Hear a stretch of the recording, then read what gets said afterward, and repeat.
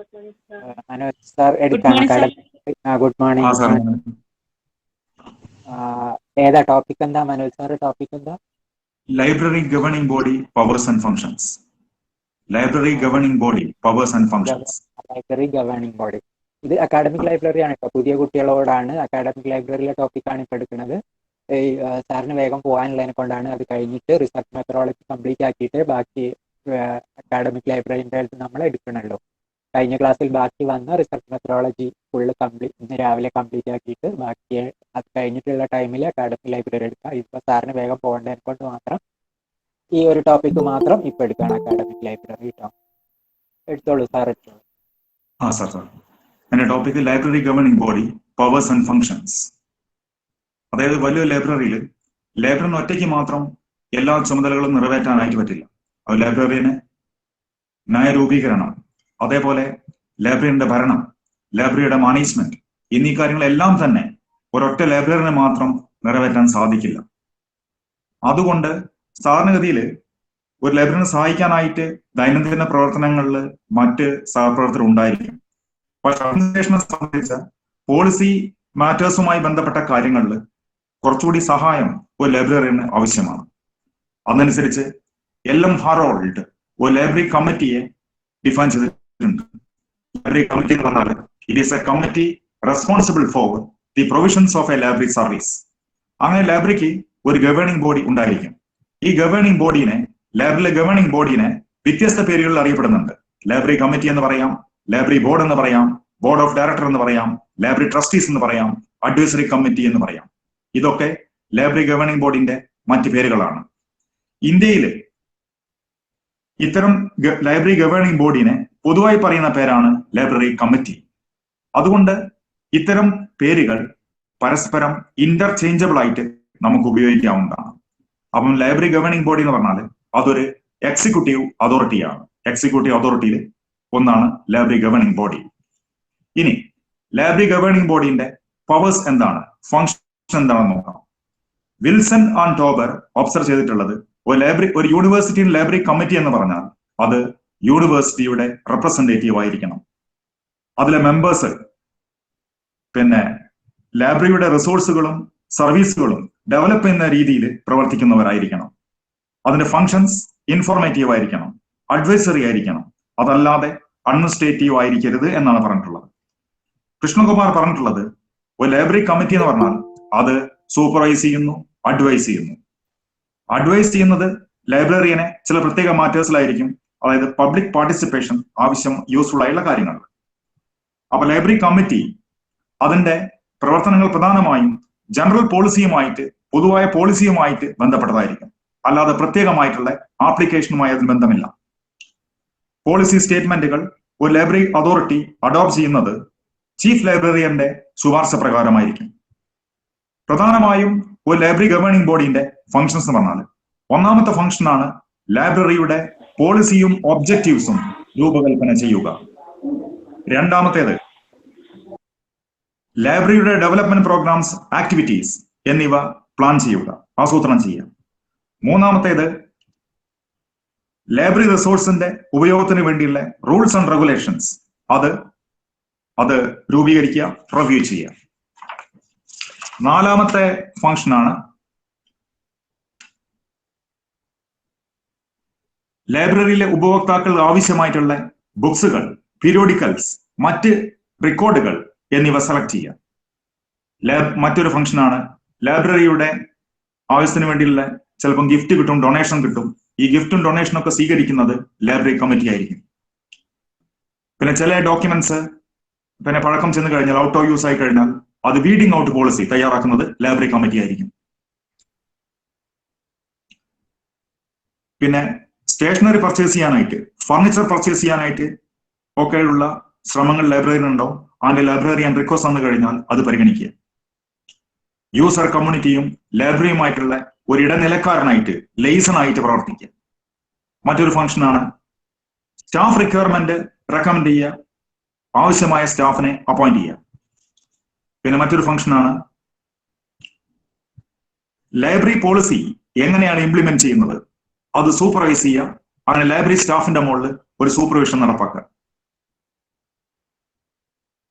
പിന്നെ marketing services, അതിന്റെ approval ചെയ്യുക, റെക്കമെൻഡ് ചെയ്യുക, റിസോഴ്സ് ജനറേറ്റ് ചെയ്യുക.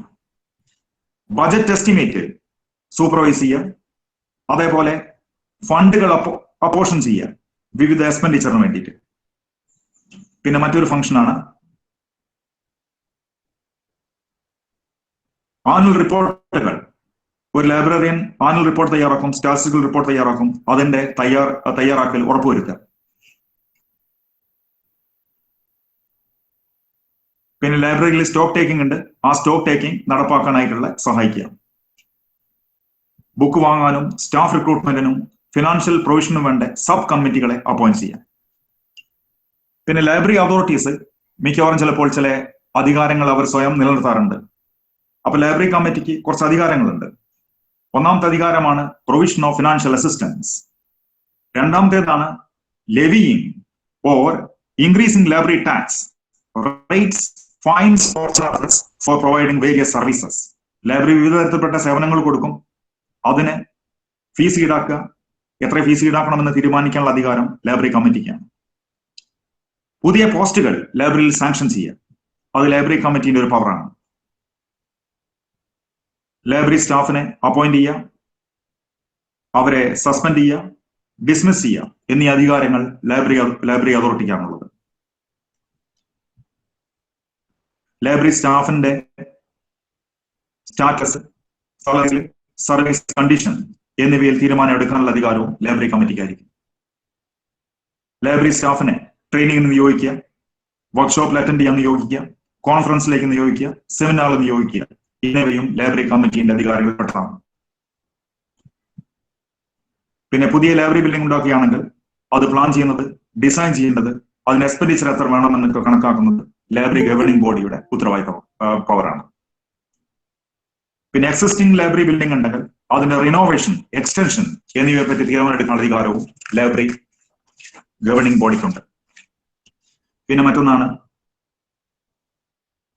ബാങ്കിൽ നിന്ന് അല്ലെങ്കിൽ പബ്ലിക്കിൽ നിന്ന് അല്ലെങ്കിൽ പ്രൈവറ്റ് ഏജൻസീസ് നിന്ന് ലോൺ എടുക്കുക ലൈബ്രറിയുടെ പ്രവർത്തനത്തിന് ആവശ്യമായിട്ടുള്ളത്. പിന്നെ ലൈബ്രറിക്ക് പുതിയ യൂണിറ്റ് എസ്റ്റാബ്ലിഷ് ചെയ്യുക, പുതിയ ബ്രാഞ്ച് തുറക്കുക, സർവീസ് സ്റ്റേഷൻ തുറക്കുക എന്നിവയ്ക്കുള്ള അധികാരവും ലൈബ്രറി ഗവേണിംഗ് ബോഡിക്കുണ്ട്.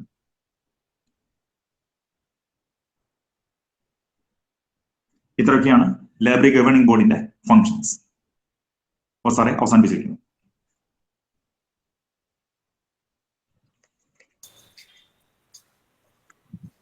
സാറേ കഴിഞ്ഞു, സാറേ കഴിഞ്ഞു.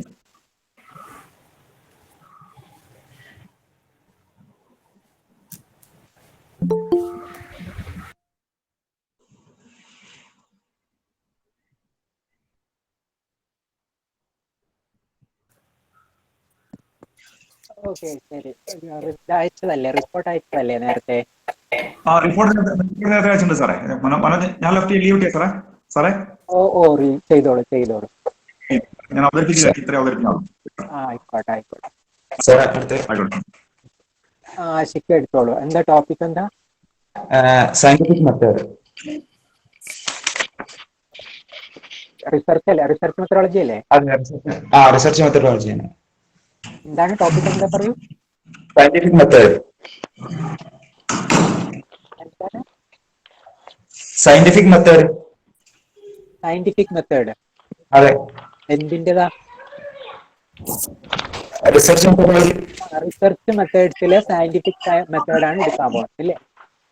Scientific method. ആയിക്കോട്ടെ, ശരി. സയന്റിഫിക് മെത്തേഡ് എന്ന് പറഞ്ഞാൽ ലോജിക്കൽ സിസ്റ്റമാറ്റിക് പ്രോസസ്സ് ആണ്. അതായത് കുറച്ച് സ്റ്റെപ്പുകളുണ്ട്, നമുക്ക് എങ്ങനെയാണ് റിസർച്ച് ചെയ്യേണ്ടത് എന്നുള്ളതിന്റെ സ്റ്റെപ്പുകളാണ് പറയുന്നത്. ഒന്ന്, സബ്ജക്ട് നമ്മൾ ഐഡന്റിഫിക്കേഷൻ ചെയ്യുക എന്നുള്ളതാണ് ആദ്യം. നമ്മൾ ഒരു സബ്ജക്ട് എടുക്കുക എന്നുള്ളതാണ്. പിന്നെ രണ്ടാമത്തേത്, അതിനെക്കുറിച്ച് മുമ്പ് ഏതെങ്കിലും ഒരു റിവ്യൂ, റെലവെന്റ് ആയിട്ടുള്ള ഏതെങ്കിലും റിവ്യൂകൾ ഉണ്ടെങ്കിൽ അത് പരിശോധിക്കുക എന്നുള്ളതാണ്. പിന്നെ മൂന്നാമത്തേതായിട്ട് പറയുന്നത് collection of already established fact and figure on the topic of research. അതിനെ പറ്റിയുള്ള ഫാക്ടുകൾ അതുപോലെ കാര്യങ്ങളൊക്കെ കളക്ട് ചെയ്യുക എന്നുള്ളതാണ്. പിന്നെ നമ്മൾ ഒരു ഹൈപ്പോത്തസിസ് ഫോർമുലേറ്റ് ചെയ്യുക എന്നുള്ളതാണ് നാലാമത്തെ പ്രോസസ് ആയിട്ട് പറയുന്നത്. പിന്നെ അതിൽ ടെസ്റ്റ്, ആ ഹൈപ്പോത്തസിസ് നമ്മൾ ടെസ്റ്റ് ചെയ്യുക. പിന്നെ അതുപോലെ തന്നെ അത് പിന്നെ അതായത് നമുക്ക് കിട്ടിയ ഡാറ്റ പിന്നെ നമ്മൾ ഡാറ്റ കളക്ട് ചെയ്യുക എന്നുള്ളതാണ് ആറാമത്തതായിട്ട് പറയുന്നത്. Assembling and organising data collected systematically four analysis എന്നാണ് പറയുന്നത്. പിന്നെ നമുക്ക് അതിൽ നിന്നും കൺക്ലൂഷൻസുകൾ അതുപോലെ തന്നെ അതിൽ നിന്ന് കൺക്ലൂഷൻസ് കിട്ടും.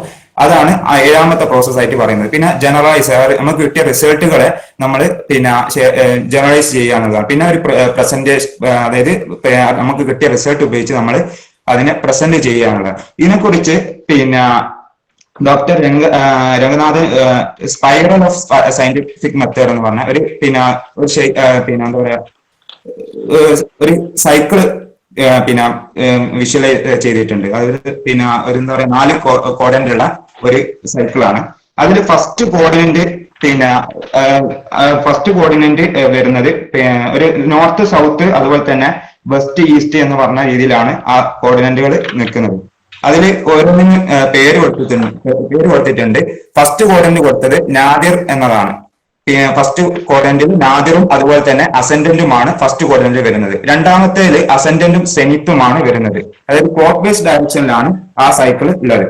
അതുപോലെ തന്നെ പിന്നെ മൂന്നാമത്തെ ക്വാഡ്രന്റിൽ വരുന്നത് സെനിത്തും ഡിസെൻഡന്റുമാണ് വരുന്നത്. നാലാമത്തെ ക്വാഡ്രന്റിൽ വരുന്നത് ഡിസെൻഡന്റും നാദിറുമാണ് വരുന്നത്. ഇതിൽ കുറച്ച് ടൈപ്സ് ഓഫ് ലോസ് ആൻഡ് ആക്ടിവിറ്റീസും പിന്നെ കാർഡിനൽ സ്റ്റേജും വരുന്നുണ്ട്. അതായത് ടൈപ്സ് ഓഫ് ലോ എന്ന് പറഞ്ഞു കഴിഞ്ഞാൽ ഫണ്ടമെന്റൽ ലോസ് വരുന്നുണ്ട്, ഡെഡ്യൂസൽ ലോസ് വരുന്നുണ്ട്, നാദിർ ഫാക്ട്സ് വരുന്നുണ്ട്, എംപീരിക്കൽ ലോസ് വരുന്നുണ്ട്. പിന്നെ ടൈപ്സ് ഓഫ്, അതായത് ഈ സ്പൈറൽ ഓഫ് സയന്റിഫിക് മെത്തേഡ് പിന്നെ ഉൾക്കൊള്ളുന്നത് ഈ ലോകളും ആക്ടിവിറ്റികളും പിന്നെ കാർഡിനൽ സ്റ്റേജും ഉൾക്കൊള്ളുന്നതാണ്. ഇതിൽ ടൈപ്സ് ഓഫ് ആക്ടിവിറ്റി വരുന്നത് senses, experimentation, observation, concretization and particularization ആണ്. പിന്നെ intellect, induction, abstraction and generalization, abstraction, sublimation and intuition ആണ്. പിന്നെ particularization, concentrization, dedication and intellect എന്നതാണ് ടൈപ്സ് ഓഫ് ആക്ടിവിറ്റിയിൽ വരുന്നത്. പിന്നെ കാർഡിനൽ സ്റ്റേജ് എന്ന് പറഞ്ഞു കഴിഞ്ഞാൽ നാദിർ, അസെൻഡന്റ്, സെനിത്ത്, ഡിസെൻഡന്റ് എന്ന രീതിയിലാണ് വരുന്നത്. ഇത് SR രംഗനാഥൻ പിന്നെ ഉപയോഗിച്ചിരിക്കുന്നത് പിന്നെ എടുത്തിട്ടുള്ളത് പിന്നെ second edition of classic 5 laws of library സയൻസിൽ നിന്ന് സ്പൈറൽ ഓഫ് സയന്റിഫിക് മെത്തേഡ് എന്ന ചാപ്റ്ററിൽ നിന്നാണ് ഇത് പിന്നെ എടുത്തിട്ടുള്ളത്. അതുപോലെ തന്നെ ഇതിന്റെ വർക്കിംഗ് എന്ന് പറഞ്ഞു കഴിഞ്ഞാൽ ഫോർവേഡ് ഇൻ ക്ലോക്ക് വൈസ് ഡയറക്ഷനിലാണ്. അതുപോലെ തന്നെ lowest end of the vertical line is called nadir ആണ്. Literally means the lowest point, അതായത് താഴത്തുള്ള, അതായത് നമ്മളിപ്പോ പിന്നെ നോർത്ത് സൗത്ത് വെസ്റ്റ് എന്ന ഡയറക്ഷൻ, സൗത്ത് ആണ് ഇതിൽ നാദിർ ആയിട്ട് വരുന്നത്. അതുപോലെ തന്നെ വെസ്റ്റ് ആയിട്ട് പിന്നെ അസെൻഡന്റ് വരുന്നുണ്ട്. പിന്നെ നോർത്ത് ആയിട്ട് സെനിത്ത് വരുന്നുണ്ട്. ഈസ്റ്റ് ആയിട്ട് ഡിസെൻഡന്റ് വരുന്നുണ്ട്. അത് തന്നെ upper end of the vertical line is called zenith എന്നാണ്. ഹയസ്റ്റ് പോയിന്റ് ആണ്, ഏറ്റവും ഹയസ്റ്റ് ആയിട്ടുള്ള പോയിന്റ് ആണ്. അതുപോലെ തന്നെ left end of the horizontal line is called ascendancy എന്നാണ്, ഗോയിങ് അപ്വേർഡ്, അപ്വേർഡ് ആയിട്ട് നിൽക്കുന്നത്. അതുപോലെ തന്നെ right end of the horizontal line is called descendant എന്നാണ്, മീൻസ് ഗോയിങ് ഡൗൺവേർഡ്. ഇതില്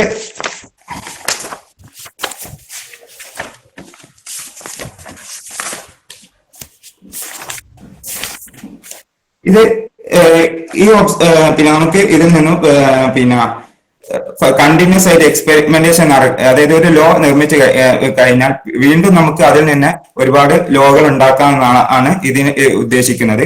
അതായത് reentering into the spiral, അതായത് വീണ്ടും ഒരു ലോ ഇതിലൂടെ പിന്നെ നിർമ്മിക്കപ്പെടുകയാണ് ചെയ്യുന്നത്. സാറേ സാറേ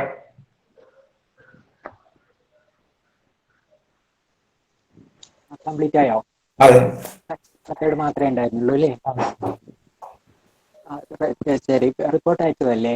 റിപ്പോർട്ട് അയച്ചു. ശരി. പിന്നെ ഇതില് മറ്റുള്ളവരൊന്ന് ശ്രദ്ധിക്കുക. ഇതിൽ സ്പൈറൽ സയന്റിഫിക് മെത്തേഡില് ശരി. ഈ രംഗനാഥന്റെ സയന്റിഫിക് സ്പൈറൽ എന്ന് പറയുന്നത് കുറെ ക്വസ്റ്റ്യൻസ് നെറ്റിനും ടെസ്റ്റിലൊക്കെ ചോദിക്കുന്ന സംഭവമാണ്. അപ്പൊ അതൊന്ന് പഠിച്ചു വെക്കണം നിങ്ങൾ. ആ സ്പൈറലും അതിലെ 4 ക്വാഡ്രൻസ്, അതിലെ 4 എണ്ണത്തിന്റെ പേര്, അതിൽ ഓരോന്നിനും കുറെ പ്രത്യേകതകളൊക്കെ അതിൻ്റെ അകത്ത് പറയുന്നുണ്ട്. അതൊക്കെ കൃത്യമായിട്ടൊന്ന് പഠിച്ചു വെക്കണം. ടെസ്റ്റുകളിലാണ് ഇതൊക്കെ ചോദിക്കുക. നിങ്ങളോട് ഇപ്പം സയന്റിഫിക് മെത്തേഡ് മാത്രമാണ് ചോദിക്കാൻ ചാൻസ് ഉള്ളത്. അപ്പോൾ അത് എക്സ്പ്ലെയിൻ ചെയ്യാണ് ചെയ്യേണ്ടത്. ടെസ്റ്റുകളിൽ ഇതിന്റെ പേരും ഓരോ ക്വാഡ്രന്റും അതിന്റെ പ്രത്യേകതകൾ അങ്ങനെയൊക്കെ ചോദിക്കാം. അപ്പൊ അത് കംപ്ലീറ്റ് നിങ്ങളൊന്ന് മനസ്സിലാക്കി വെക്കേണ്ടതാണ്. ക്വസ്റ്റ്യൻ പേപ്പറൊക്കെ നോക്കി കഴിഞ്ഞാൽ കാണാം, പഴയ ടെസ്റ്റുകളിലെ ക്വസ്റ്റ്യൻ പേപ്പറിലൊക്കെ ഇതിൽ 1-2 ചോദ്യങ്ങൾ എന്തായാലും വന്നിരിക്കും. നെറ്റിനും ഒരു ക്വസ്റ്റ്യനെങ്കിലും ആ ഭാഗത്ത് നിന്ന് വന്നിരിക്കും. അപ്പൊ അത് കൃത്യമായിട്ട് നിങ്ങളൊന്ന് പഠിച്ചു. ശരി, അടുത്തത് ബിനോയ് എടുക്കാണോ? Okay, thank you sir. ചെയ്യാം. Survey survey research. Oh sir, survey research methodology sir, survey research. മതി. Thank you, sir. Then our topic is survey research. നമുക്കറിയാം lot of different type of researches are there in our discipline, various subjects. അതിൽ ഒരു പ്രധാനപ്പെട്ട method of research ആണ് survey research എന്ന് പറയുന്നത്. നമ്മൾ historical research, experimental research, ഇങ്ങനെ ധാരാളം ടൈപ്പ് ഓഫ് റിസർച്ചസിനെ പറ്റിയിട്ട് കേൾക്കാം. അപ്പോൾ അതിനകത്ത് one of the major research ആണ് സർവേ റിസർച്ച് എന്ന് പറയുന്നത്. As a definition, survey research is defined as the process of conducting research using surveys that researchers sent to survey respondents. എന്ന് വെച്ച് കഴിഞ്ഞാൽ നമ്മൾ ഒരു ഫീൽഡിൽ ആൾക്കാരിലേക്ക്, അല്ലെങ്കിൽ ഏതാണോ നമ്മൾ ഉദ്ദേശിക്കുന്ന ടാർഗറ്റ്, സബ്ജക്റ്റ്, പ്രോബ്ലം, അതിനെ ബേസ് ചെയ്തിട്ട് ഒരു സർവേ കണ്ടക്ട് ചെയ്യും. അതിൽ നിന്ന് ഡാറ്റ കളക്ട് ചെയ്യുകയും ചെയ്ത് കൊണ്ട് അതിനെ അനലൈസ് ചെയ്തുകൊണ്ട് നടത്തുന്നതാണ് സർവേ റിസർച്ച് എന്ന് പറയുന്നത്. It's one of the major thing we have to do in relation with the survey research is data collection. Survey very basically involves data. Data is in ഏത് റിസർച്ചിലായാലും data എന്ന് പറയുന്നതിൻ്റെ ഒരു crucial ഫാക്ടറാണ്. Here we are collecting data through survey. അതിന് various systematic methods നമ്മൾ use ചെയ്യുക. എങ്ങനെയാണ് data collect ചെയ്യുക എന്നതിന് വേരിയസ് മെത്തേഡ് യൂസ് ചെയ്യുന്നുണ്ട്. There are many techniques and instruments to do survey. By direct but stand aside observation എന്ന രീതിയിൽ ചെയ്യാം. ഒരു ഫീൽഡിൽ അല്ലെങ്കിൽ ഒരു പർട്ടിക്കുലർ ഏരിയയിൽ നമ്മൾ നടത്തുന്ന കൃത്യമായ ഒബ്സർവേഷനിലൂടെ നമ്മളുടെ വേരിയബിൾസ് ഏതാണോ അതിനോട് റിലേറ്റ് ചെയ്ത് നിൽക്കുന്ന ഒബ്സർവേഷനിലൂടെ നമ്മൾ അതിനകത്ത് നിന്ന് ഡാറ്റ കളക്ട് ചെയ്യുന്നു. പാർട്ടിസിപ്പന്റിനെ അന്ന് വെച്ച് കഴിഞ്ഞാൽ നമ്മളുടെ സാമ്പിൾസിൽ അല്ലെങ്കിൽ ഏത് ഏരിയയിലാണോ ആ പാർട്ടിസിപ്പന്റിനോട് ചേർന്ന് നിന്നുകൊണ്ട് അവരിൽ നിന്നുള്ള കാര്യങ്ങൾ ശേഖരിച്ചെടുക്കാം. ഇന്റർവ്യൂ പോലുള്ള മെത്തേഡ് ഉപയോഗിച്ചുകൊണ്ട് ചെയ്യാം. ഡോർ ടു ഡോർ സർവേകൾ നടത്താൻ വേണ്ടിയിട്ട് കഴിയും. അതേപോലെ തന്നെ ഇപ്പൊ നമ്മൾ സെൻസസ് എന്ന് പറയുന്നത് ഒരു സർവേ ബേസ്ഡ് ആയിട്ട് കിട്ടുന്ന ഒരു റിസൾട്ടാണ്. അപ്പൊ സെൻസസിലൂടെ നമ്മൾ ധാരാളം കാര്യങ്ങൾ കണ്ടെത്തുന്നുണ്ട്. ഒരു ഡോർ ടു ഡോർ ആയിട്ടാണ് നമ്മൾ ആ സർവേ നടത്തുന്നത്. പക്ഷേ ഒരു വൈഡ് ഏരിയയിൽ ഒരു റിസർച്ചറെ സംബന്ധിച്ചിടത്തോളം അങ്ങനെ പോയിട്ട് ഡാറ്റ കളക്ട് ചെയ്യാൻ വേണ്ടി ചിലപ്പോൾ പ്രയാസം ഉണ്ടാവും. Then they are depend on sampling method. Various sampling methods are described in are there. When this area of survey become vast and covering many, then we have to adopt sampling methods. Sampling methods are there are probability sampling is there, and non-probability sampling are there. Random sampling is an example for probability sampling. The various types of sampling methods are there. Then one of the major sampling method is simple random sampling. അപ്പോൾ നമ്മളൊരു റിസർച്ചിലേക്ക് കടക്കുമ്പോൾ സ്വാഭാവികമായിട്ടൊരു problem assume ചെയ്യും. ഏത് ഏരിയയിലാണോ നമ്മൾ study ചെയ്യുന്നത് അല്ലെങ്കിൽ എന്ത് കാര്യത്തിലാണോ research ചെയ്യുന്നത് ആ ഒരു പ്രോബ്ലം ഉണ്ടാവും. For a survey research the researcher should have a clearly formulated problem. Area of research and the research questions must be decide. അപ്പം ഒരു സർവേ കണ്ടക്ട് ചെയ്യുന്നതിന് ആ ഒരു പ്രോബ്ലത്തെ ബേസ് ചെയ്തിട്ടുള്ള സർവേ കണ്ടക്ട് ചെയ്യുന്നതിന് വേണ്ടിയിട്ട് സ്പെസിഫിക് ക്വസ്റ്റ്യൻസ് എന്താണോ ആൻസറബിൾ ആയിട്ട് കിട്ടേണ്ടത് ആ ആൻസറിനെ ബേസ് ചെയ്തിട്ടുള്ള ക്വസ്റ്റ്യൻസ് നമ്മൾ പ്രിപ്പയർ ചെയ്യുന്നു എന്നുള്ളത് പ്രധാനമാണ്.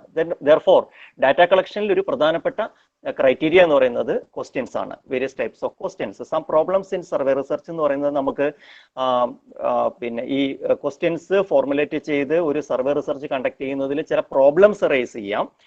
അത് നമ്മളുടെ ഈ പറയുന്ന സാമ്പിൾസിലോ അല്ലെങ്കിൽ നമ്മൾ ഡോർ ടു ഡോർ ചെയ്യുന്നതിലോ അല്ലെങ്കിൽ ഒബ്സർവേഷൻ നടത്തുമ്പോഴോ ഉണ്ടായേക്കാവുന്ന ചില പ്രോബ്ലംസ് ആണ്. അത് വൺ നോൺ കോർപ്പറേഷൻ ആണ്. സം പേഴ്സൺസ് ഓർ നമ്മളുടെ ഉദ്ദേശിക്കുന്ന സാമ്പിൾസ് നമ്മളോട് നന്നായി കോർപ്പറേറ്റ് ചെയ്യണമെന്നില്ല, നമ്മുടെ ക്വസ്റ്റ്യനോട് നന്നായി കോർപ്പറേറ്റ് ചെയ്യണമെന്നില്ല എന്നുള്ളതാണ് ഒരു പ്രോബ്ലം. അതേപോലെ നമ്മൾക്ക് ഡയറക്റ്റ് ആയിട്ട് കിട്ടാത്ത ചിലപ്പം കുക്ക്ഡ് ഡാറ്റ എന്ന് പറയും, പിന്നെ ആരെങ്കിലും എന്തെങ്കിലും മറ്റു പർപ്പസിന് വേണ്ടിയിട്ട് തയ്യാറാക്കി വെച്ചിരിക്കുന്ന ഡാറ്റ ആയിരിക്കാം നമുക്ക് വേണ്ടിയിട്ട് എടുത്തു തരുന്ന ഔട്ട്സോഴ്സിംഗ് ഡാറ്റ കളക്ഷൻ എന്ന് പറയുന്നു.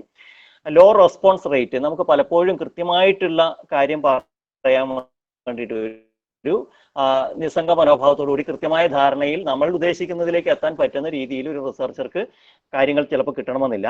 അതേപോലെ ഡെലിബറേറ്റ് റോങ് ഇൻഫർമേഷൻ ചില സമയത്ത് പാസ് ചെയ്തേക്കാം, കബളിപ്പിക്കുന്ന രീതിയിലുള്ള ഇൻഫർമേഷൻ പാസ് ചെയ്തേക്കാം, അൺക്ലിയർ ആൻസർ, കൃത്യമായ വ്യക്തതയില്ലാത്ത ആൻസറുകൾ തന്നേക്കാം. ഇങ്ങനെയുള്ള ചില പ്രോബ്ലംസ് ആണ് ഈ സർവേ റിസർച്ചിനെ ബുദ്ധിമുട്ടിക്കലാക്കുന്നത്. ഡാറ്റ കളക്ഷൻ എന്ന് പറയുന്നതിനകത്ത് നമുക്ക് പ്രോബ്ലം ഉണ്ടാക്കുന്ന ഒരു കാര്യം.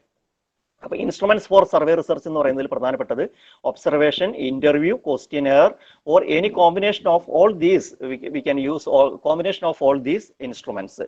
Electronic surveys including at present we can see Google format, Google survey formats, such type of a lot of electronically conveyed mediums are available. Then electronic data also we can use for survey research for data collection. Anyway, very basically the basic work of survey research is data collection by direct method. Most of the research is in social sciences. Survey research ഏറ്റവും കൂടുതലായിട്ട് conduct ചെയ്യുന്നത് social research, socio economic മേഖലകളിലാണ്. Especially നമ്മുടെ library സയൻസുമായിട്ട് relate ചെയ്തിട്ടുള്ള പല റിസർച്ചസും നമുക്ക് സർവേയിലൂടെ, ഇപ്പം reading behaviour, ഹാബിറ്റിൽ വരുന്ന ചേഞ്ചസ്, അങ്ങനെയുള്ള ഒരുപാട് കാര്യങ്ങൾക്ക് നമുക്ക് സർവേ റിസർച്ചിനെ ബേസ് ചെയ്തുകൊണ്ട് ചെയ്യാൻ വേണ്ടിയിട്ട് കഴിയും. Survey research mostly implies inductive logic for results and connection. Very basically, questionnaires are very important in this regard. Then let me conclude. Okay, thank you. Sir, കഴിഞ്ഞു.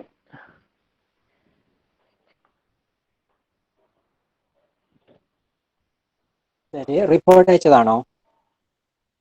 റിപ്പോർട്ട് അയച്ചിട്ടുണ്ടോ? റിപ്പോർട്ട് ഞാൻ ഇപ്പൊ അയക്കാം sir, ഞാൻ ready ആയിട്ടുണ്ട്. ഇപ്പൊ ഞാൻ അയക്കും, ഇപ്പൊ തന്നെ അയക്കാം. ഞാൻ ചോദിച്ചതാണ്, ഇന്നോ നാളെയായിട്ട് അയച്ചോളൂ. ഏതായാലും മാർക്ക് വേഗം പെട്ടെന്ന് കൊടുക്കേണ്ടതല്ലേ, Okay. നിങ്ങൾക്ക് വേഗം കൊടുക്കേണ്ടതാണല്ലോ. Okay, thank you sir. Okay okay. ഇതില് പുതിയ കുട്ടികളൊന്ന് ശ്രദ്ധിക്കുക. ഈ സർവേ റിസർച്ച്, ഈ ചാപ്റ്റർ ഒക്കെ വളരെ ഇമ്പോർട്ടന്റ് ആണ്. ഇഷ്ടംപോലെ ചോദ്യങ്ങൾ ഈ എക്സാമിന് മാത്രമല്ല ടെസ്റ്റിനും നെറ്റിനും ഒക്കെ ഇഷ്ടംപോലെ ചോദ്യങ്ങൾ ഉള്ളതാണ്. റിസർച്ച് മെത്തഡോളജിന്ന് ഒരു 10-15 ക്വസ്റ്റ്യൻ വരെയാണ് നെറ്റിന്റെ എക്സാമിന് വരാൻ പോകുന്നത്. 2 പേപ്പറിലും, മെയിൻ പേപ്പറിലും പിന്നെ അല്ലാതെ ജനറൽ പേപ്പറിലും റിസർച്ചിന്റെ ക്വസ്റ്റ്യൻസ് ഉണ്ടായിരിക്കും. അപ്പോൾ ഒരു 15 ക്വസ്റ്റ്യൻ വരെ നിങ്ങൾക്ക് പ്രതീക്ഷിക്കാം. പഴയ ക്വസ്റ്റ്യൻ പേപ്പർ നോക്കിക്കഴിഞ്ഞാൽ കാണാം, ഇതിൽ ഈ സാമ്പിളിംഗ് ഇവിടുന്ന് ഇഷ്ടംപോലെ ചോദ്യങ്ങൾ കാണാം. എന്താ ഈ സാമ്പിളിംഗ് പറയുന്നത്? ഇപ്പൊ സാമ്പിൾ എന്ന് പറയുന്നത് ഒരു സബ്ജക്ട്, ടോട്ടൽ പോപ്പുലേഷൻ, ഇപ്പൊ നമ്മൾ എവിടാണോ ഏതിലാണോ നമ്മൾ റിസർച്ച് ചെയ്യാൻ പോണത്, ഏത് ടോപ്പിക്കാണോ നമ്മൾ എടുത്തിട്ടുള്ളത്, അത് ആരിലാണോ നമ്മൾ നടത്താൻ പോകുന്നത്, ആ മൊത്തം സബ്ജക്റ്റിനാണ് നമ്മൾ പോപ്പുലേഷൻ എന്ന് പറയും. ഇപ്പോൾ ഹയർ സെക്കൻഡറി സ്റ്റുഡൻസിലാണ് നമ്മൾ നടത്താൻ പോകുന്നത് വിചാരിക്കുക, റിസർച്ച് നടത്താൻ പോകുന്നത് വിചാരിക്കുക. അങ്ങനെയാണെങ്കിൽ ഹയർ സെക്കൻഡറി സ്റ്റുഡൻസ് ഫുള്ളും നമ്മുടെ സബ്ജക്റ്റ് ആണ്. അപ്പോൾ higher secondary students in Kerala എന്നാണ് പറയുന്നതെങ്കിൽ കേരളത്തിലെ മൊത്തം ഹയർ സെക്കൻഡറി സ്റ്റുഡൻസിൻ്റെ അടുത്ത് നമുക്ക് ഡാറ്റ കളക്ട് ചെയ്യാനൊന്നും പറ്റൂല. അപ്പം നമ്മൾ ചെയ്യുന്ന പരിപാടിയാണ് സാമ്പിൾ. റെപ്രസെൻറ്റേറ്റീവ് ഓഫ് പോപ്പുലേഷൻ ആണ്. നമ്മൾ ഈ ഹയർ സെക്കൻഡറി സ്റ്റുഡൻസിനെ മൊത്തം റെപ്രസെൻറ്റ് ചെയ്യുന്ന ഒരു സാമ്പിൾ കുറച്ച് മാത്രം നമ്മൾ സെലക്ട് ചെയ്തിട്ടുണ്ട്. അതിനുള്ള ടെക്നിക്കാണ് സാമ്പിളിംഗ് ടെക്നിക്സ്. സാമ്പിൾ സെലക്ട് ചെയ്യാനുള്ള ടെക്നിക്കാണ് സാമ്പിളിംഗ്. അതിലാണ് ഈ പ്രോബബിലിറ്റി സാമ്പിളിങ്ങും നോൺ പ്രോബബിലിറ്റി സാമ്പിളിംഗ് ഒക്കെ പറയുന്നത്. ഇത് കുറച്ചുകൂടി ഡീറ്റെയിൽ ആയിട്ട് അടുത്ത ചാപ്റ്ററിൽ ഇവിടെ വരുന്നുണ്ട്. അതിൽ കുറേ ടൈപ്പ് ഓഫ് ഉണ്ട് ഈ പ്രോബബിലിറ്റി നോൺ പ്രോബബിലിറ്റി പറയുന്നത്. ഇപ്പോൾ ടെസ്റ്റുകളിലൊക്കെ സ്ഥിരമായിട്ട് വന്നുകൊണ്ടിരിക്കുക, ഏതെങ്കിലും ഒരു എക്സാമ്പിൾ തന്നിട്ട് ഇത് പ്രോബബിലിറ്റി ഏതാണ്, താഴെ കൊടുത്തിട്ടുള്ളതിൽ പ്രോബബിലിറ്റി സാമ്പിളിംഗ് ഏതാണ് അല്ലെങ്കിൽ നോൺ പ്രോബബിലിറ്റി ഏതാണ്, ഇങ്ങനെയൊക്കെയാണ് ചോദിക്കുക. അത് ഡീറ്റെയിൽ ആയിട്ട് വേറെ ഏതോ ചാപ്റ്ററിൽ സർവേയിൽ അല്ലാതെ വരുന്നുണ്ട്. അപ്പം ഞാൻ പറഞ്ഞത് ഇത് നിങ്ങൾ ഡീറ്റെയിൽ ആയിട്ട് പഠിച്ചു വെക്കണം എന്നാണ് പറഞ്ഞത് കേട്ടോ. അപ്പോൾ ഓരോ മെത്തേഡും കൃത്യമായിട്ട് അറിഞ്ഞിരിക്കണം, എന്നാലും നമുക്ക് ക്വസ്റ്റ്യൻ വരുമ്പോൾ നമുക്ക് ഐഡന്റിഫൈ ചെയ്യാൻ പറ്റും ഏതാണ് കറക്റ്റ് അല്ലാത്തതെന്നുള്ളത്. എക്സാമ്പിൾ വെച്ചിട്ടാണ് ചോദിക്കുക. അപ്പം നമുക്ക് കറക്റ്റായിട്ട് കോൺസെപ്റ്റ് അറിയെങ്കിൽ മാത്രമേ നമുക്ക് ആൻസർ ചെയ്യാനാവൂ കേട്ടോ. അപ്പോൾ ഈ ചാപ്റ്ററൊക്കെ നന്നായി പഠിച്ചു വെക്കണം നിങ്ങൾ. എക്സാമിന് ഇപ്പോൾ എക്സ് ആയിട്ടൊക്കെ സർവേ റിസർച്ച് മൊത്തത്തിലായിരിക്കാം ചോദിക്കുക, അല്ലെങ്കിൽ ഷോർട്ട് ആൻസറിൽ മാത്രമേ സർവേ റിസർച്ച് എന്നായിരിക്കും ചോദിക്കുന്നുണ്ടാവുക. അങ്ങനെയാണെങ്കിൽ അതിന് ജനറൽ ആയിട്ടുള്ള കുറച്ച് കാര്യങ്ങൾ മാത്രമേ നിങ്ങൾ എഴുതേണ്ടതായിട്ടുള്ളൂ. ഉള്ളിലേക്കൊന്നും അങ്ങനെ പോകേണ്ടതില്ല. പക്ഷേ ടെസ്റ്റുകളിൽ വരുമ്പോൾ ഉള്ളിലേക്ക് നിങ്ങൾ പോയേ പറ്റും. സാമ്പിളിംഗ് ടെക്നിക്സും കൃത്യമായിട്ട് പഠിച്ചിരിക്കണം. ഇനി അടുത്തത് ആരാണ്? സാർ ഞാൻ ലീവ് ചെയ്തോട്ടെ? ചെയ്തോളൂ. Okay, thank you sir. ഇനി ആരാ? ഇനി രണ്ടും എടുക്കാനുള്ളവരുണ്ടെങ്കിൽ അവർ വേഗം എടുക്കുക. ഉച്ചശേഷം എടുക്കാനുള്ളവരുണ്ടെങ്കിൽ അവർ നേരത്തെ റിസർച്ച് വേഗം കംപ്ലീറ്റ് ആക്കുക. സാർ ഞാൻ ആൻസിലാണ്. ആൻസിന് രണ്ടും എടുക്കാനുണ്ടോ? ഇല്ല, ഒന്ന് ഇതുള്ളൂ. ഏതാണുള്ളത്? ഇപ്പോഴത്തെ പിന്നെ ഗവേണിംഗ് ബോഡിയാണ് എന്റെ ടോപ്പിക് എന്നിരിക്കുന്നത്. മനോജ് സാറ് പറഞ്ഞു തന്നെയാണ്. അത് ഇതല്ലേ അക്കാഡമിക് ലൈബ്രറി അല്ലേ? ആ, അതവിടെ ഇരിക്കട്ടെ. മറ്റേത് ബാക്കി ചെയ്യാനുള്ളവരുണ്ട്, രണ്ടും ചെയ്യേണ്ടവരുണ്ട് ഇന്ന്. അപ്പൊ അവരാദ്യം ചെയ്യും. റിസർച്ച് ആദ്യം കംപ്ലീറ്റ് ആവട്ടെ. ഓക്കെ. അത് റിസർച്ചിന് എടുക്കാനുള്ളവർ വരൂ.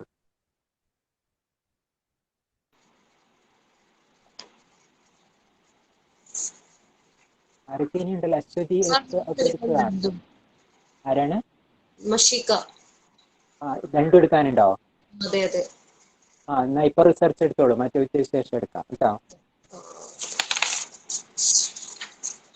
സാർ എന്റെ ടോപ്പിക് ഇന്റർവ്യൂ മെത്തേഡ് ആണ്. ചാപ്റ്റർ 12 ആണ്, പേജ് നമ്പർ 201. ഓക്കെ. അപ്പം today good morning to everybody. My topic is interview method ആണ്. അപ്പം നമുക്ക് എല്ലാവർക്കും അറിയാം, പലതരം ഡാറ്റ കളക്ഷൻ മെത്തേഡ്സ് നമ്മൾ അഡോപ്റ്റ് ചെയ്യാറുണ്ട് ഒരു റിസർച്ച് കണ്ടക്ട് ചെയ്യുമ്പോൾ. അതിലുള്ള ഡാറ്റ കളക്ഷൻ എന്ന് പറയുന്ന മെത്തേഡിൽ പല മെത്തേഡിൽ ഉപയോഗിക്കുന്നതിൽ ഒരു മെത്തേഡാണ് ഇന്റർവ്യൂ മെത്തേഡ്. സാധാരണ നമ്മൾ ക്വസ്റ്റ്യൻ മെത്തേഡും ഇന്റർവ്യൂ മെത്തേഡാണ് മെജറായിട്ട് ഉപയോഗിക്കുക. അപ്പൊ ഈ ചാപ്റ്ററിൽ നമ്മൾ ഇന്റർവ്യൂ മെത്തേഡിനെ കുറിച്ചാണ് എക്സ്പ്ലെയിൻ ചെയ്യാൻ പോകുന്നത്. ഒരു ഇന്റർവ്യൂ മെത്തേഡ് എന്ന് പറയുന്നതിനെ കുറിച്ച് ഡെഫിനിഷൻ ആയിട്ട് ന്യൂമാൻ പറയുന്നത് വെച്ചാൽ, the interview is A short term secondary social interaction between the two strangers with explicit purpose of one person's obtaining specific information from the other. Actually interview method എന്ന് പറഞ്ഞാൽ നമുക്കറിയാം, there will be an interviewer. ഈ interviewer ഒരു റെസ്പോണ്ടന്റിൽ നിന്ന് നമുക്ക് ആവശ്യപ്പെട്ട റിസർച്ചിന് ആവശ്യപ്പെട്ടുള്ള informations collect ചെയ്യുന്ന ആ മെത്തേഡിനാണ് നമ്മൾ ഇന്റർവ്യൂ മെത്തേഡ് എന്ന് പറയാം. അപ്പോൾ ഒരു ഇന്റർവ്യൂ മെത്തേഡിൽ മെയിൻലി 2 കോംപ്ലക്സിറ്റീസ് ആണ് അറൈസ് ചെയ്യുക. ഒന്ന് എന്താണെന്ന് വെച്ച് കഴിഞ്ഞാൽ, due to the people, target പോപ്പുലേഷന്റെ ക്യാരക്ടർ, ടാർഗറ്റ് പോപ്പുലേഷൻ ഡ്യൂ ടു നമുക്ക് 2 ടൈപ്പ് ഓഫ് കോംപ്ലക്സിറ്റീസ് ആണ് വരിക. ഡ്യൂ ടു പീപ്പിൾ ഒരാള് പേജ് നമ്പർ ചോദിക്കുന്നുണ്ട്. 201 അല്ലേ പേജ് നമ്പർ? 201 ആണ് കേട്ടോ പേജ് നമ്പർ 201. കണ്ടിന്യൂ ചെയ്തോളൂ. അപ്പൊ നമുക്ക് 2 ടൈപ്പ് കോംപ്ലക്സിറ്റീസ് ആണ് നമുക്കൊരു ഇന്റർവ്യൂ ചെയ്യുമ്പോൾ വരിക. അതായത് ഒന്നിങ്ങനെ നമ്മുടെ ടാർഗറ്റ് പോപ്പുലേഷൻ എന്ത് ടൈപ്പാണെന്നനുസരിച്ചിട്ടും, പിന്നെ നമ്മൾ എങ്ങനെ നല്ലപോലെ ഈ ടാർഗറ്റ് പോപ്പുലേഷനോട് കമ്മ്യൂണിക്കേറ്റ് ചെയ്ത് നമുക്ക് ആവശ്യമുള്ള ഇൻഫർമേഷൻസ് ഗ്യാദർ ചെയ്യാൻ നമുക്ക് പറ്റുന്നുള്ള 2 മെയിൻ കാര്യമാണ് നമുക്കൊരു ഇന്റർവ്യൂ മെത്തേഡിൽ വരുന്ന ഡിഫിക്കൽട്ടി.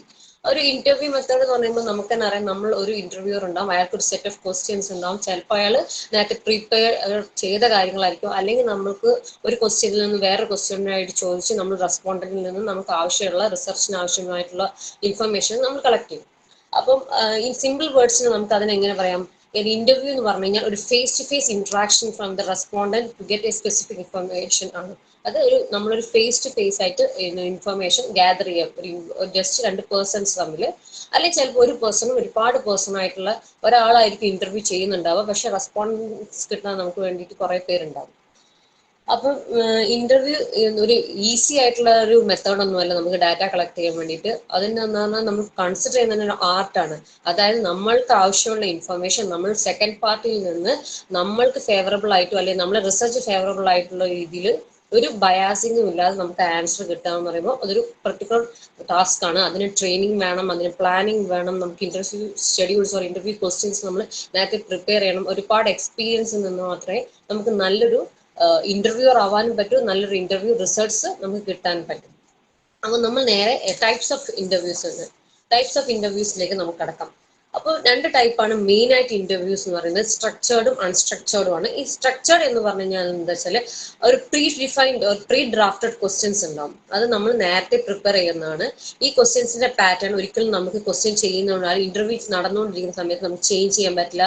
ഈ ഇന്റർവ്യൂ ചെയ്യുന്ന ആൾക്ക് ഒരു ഫ്രീഡം ഒന്നുമില്ല. അയാൾക്ക് just add or delete questions ഒന്നും ചെയ്യാൻ പറ്റില്ല. അവർക്ക് സിംപിളി നമ്മൾ കിട്ടിയ ഒരു പ്രിടെക്സ്റ്റ് ആയിട്ട് കിട്ടിയിരിക്കുന്ന പ്രീ ഡിഫൈൻഡ് ക്വസ്റ്റ്യൻസ് നമ്മൾ അവരോട് ഇങ്ങനെ ഇന്റർവ്യൂ റെസ്പോണ്ടന്റിനോട് ഇങ്ങനെ ചോദിക്കും. അപ്പൊ ഇത് സാധാരണ ചെയ്യുമ്പം എന്ന് പറഞ്ഞു കഴിഞ്ഞാൽ നമ്മൾ ബെനിഫിറ്റ് എന്ന് പറഞ്ഞു കഴിഞ്ഞാൽ നമുക്ക് കിട്ടുന്ന ഒരു ഡാറ്റ നമുക്ക് വേഗം റെക്കോർഡ് ചെയ്യാനും പറ്റും, നമുക്ക് അനാലിസിസ് എളുപ്പമായിരിക്കും. കാരണം അതിൽ പർട്ടിക്കുലർ ബയാസിങ് ഒന്നുമില്ല. ജസ്റ്റ് ഒരു ക്വസ്റ്റ്യൻ ചോദിക്കുന്ന ഒരു എഴുതി തന്നൊരു ബുക്കിൽ കൊടുക്കുന്ന ക്വസ്റ്റ്യൻസ് നമ്മൾ അയാളോട് ചോദിക്കുന്നു, നമുക്ക് കുറച്ച് ഇൻഫർമേഷൻ കിട്ടുന്നു. പ്രത്യേകിച്ച് ഒരു സ്കില്ലും വേണ്ട ആ ചെയ്യുന്ന ആ ഇന്റർവ്യൂ ചെയ്യുന്ന ആൾക്ക്.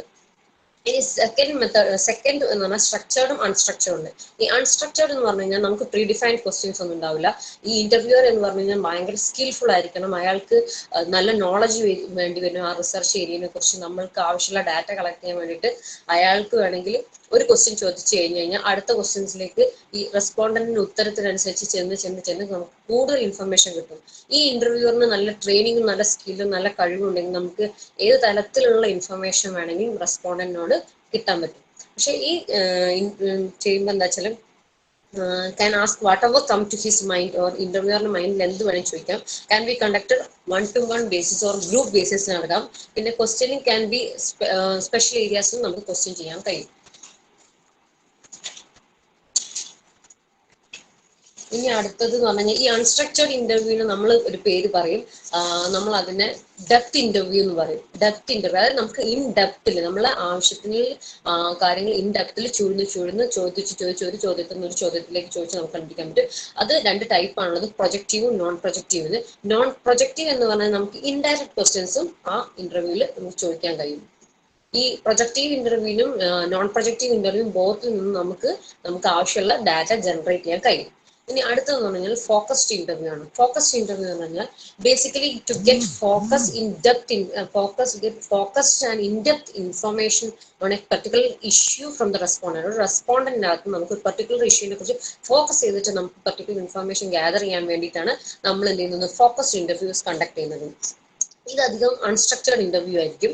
പിന്നെ ടു ഇൻവോൾവ് ഇന്റർവ്യൂ നമുക്ക് ഡിസൈർഡ് റെസ്പോൺസ് കിട്ടാൻ വേണ്ടിയിട്ട് നമ്മൾ കൂടുതൽ റെസ്പോണ്ടന്റിന് ഈ ഇന്റർവ്യൂയിലേക്ക് നമ്മൾ ഇൻവോൾവ് ചെയ്യാൻ ശ്രമിക്കും. ഇതിന് പ്രത്യേകത എന്ന് വെച്ച് കഴിഞ്ഞാൽ അൺസ്ട്രക്ചേർഡ് ഇന്റർവ്യൂ എന്ന് പറയുന്നതുകൊണ്ട് ഫോക്കസ്ഡ് ഇന്റർവ്യൂ എന്ന് പറഞ്ഞാൽ ഒരു അൺസ്ട്രക്ചേർഡ് ഇന്റർവ്യൂ ആണ്. അതുകൊണ്ട് തന്നെ നമുക്ക് എന്ത് ചോദ്യവും ചോദിക്കാനും പറ്റും. പക്ഷെ ആ ചോദിക്കുന്ന ഇന്റർവ്യൂവർ വളരെ സ്കിൽഫുള്ളും നോളജബിളും ആയിരിക്കണം. കാരണം അയാൾക്ക് നല്ല കണ്ടന്റ് ഉണ്ടെങ്കിൽ മാത്രമേ നമുക്ക് ഒരു ഫോക്സ്ഡ് ഇന്റർവ്യൂവിന് ആവശ്യമുള്ള ഡാറ്റാസ് കളക്ട് ചെയ്യാൻ പറ്റും. ഇനി അടുത്തത് നോൺ ഡിറക്റ്റീവ് ഇന്റർവ്യൂ ആണ്.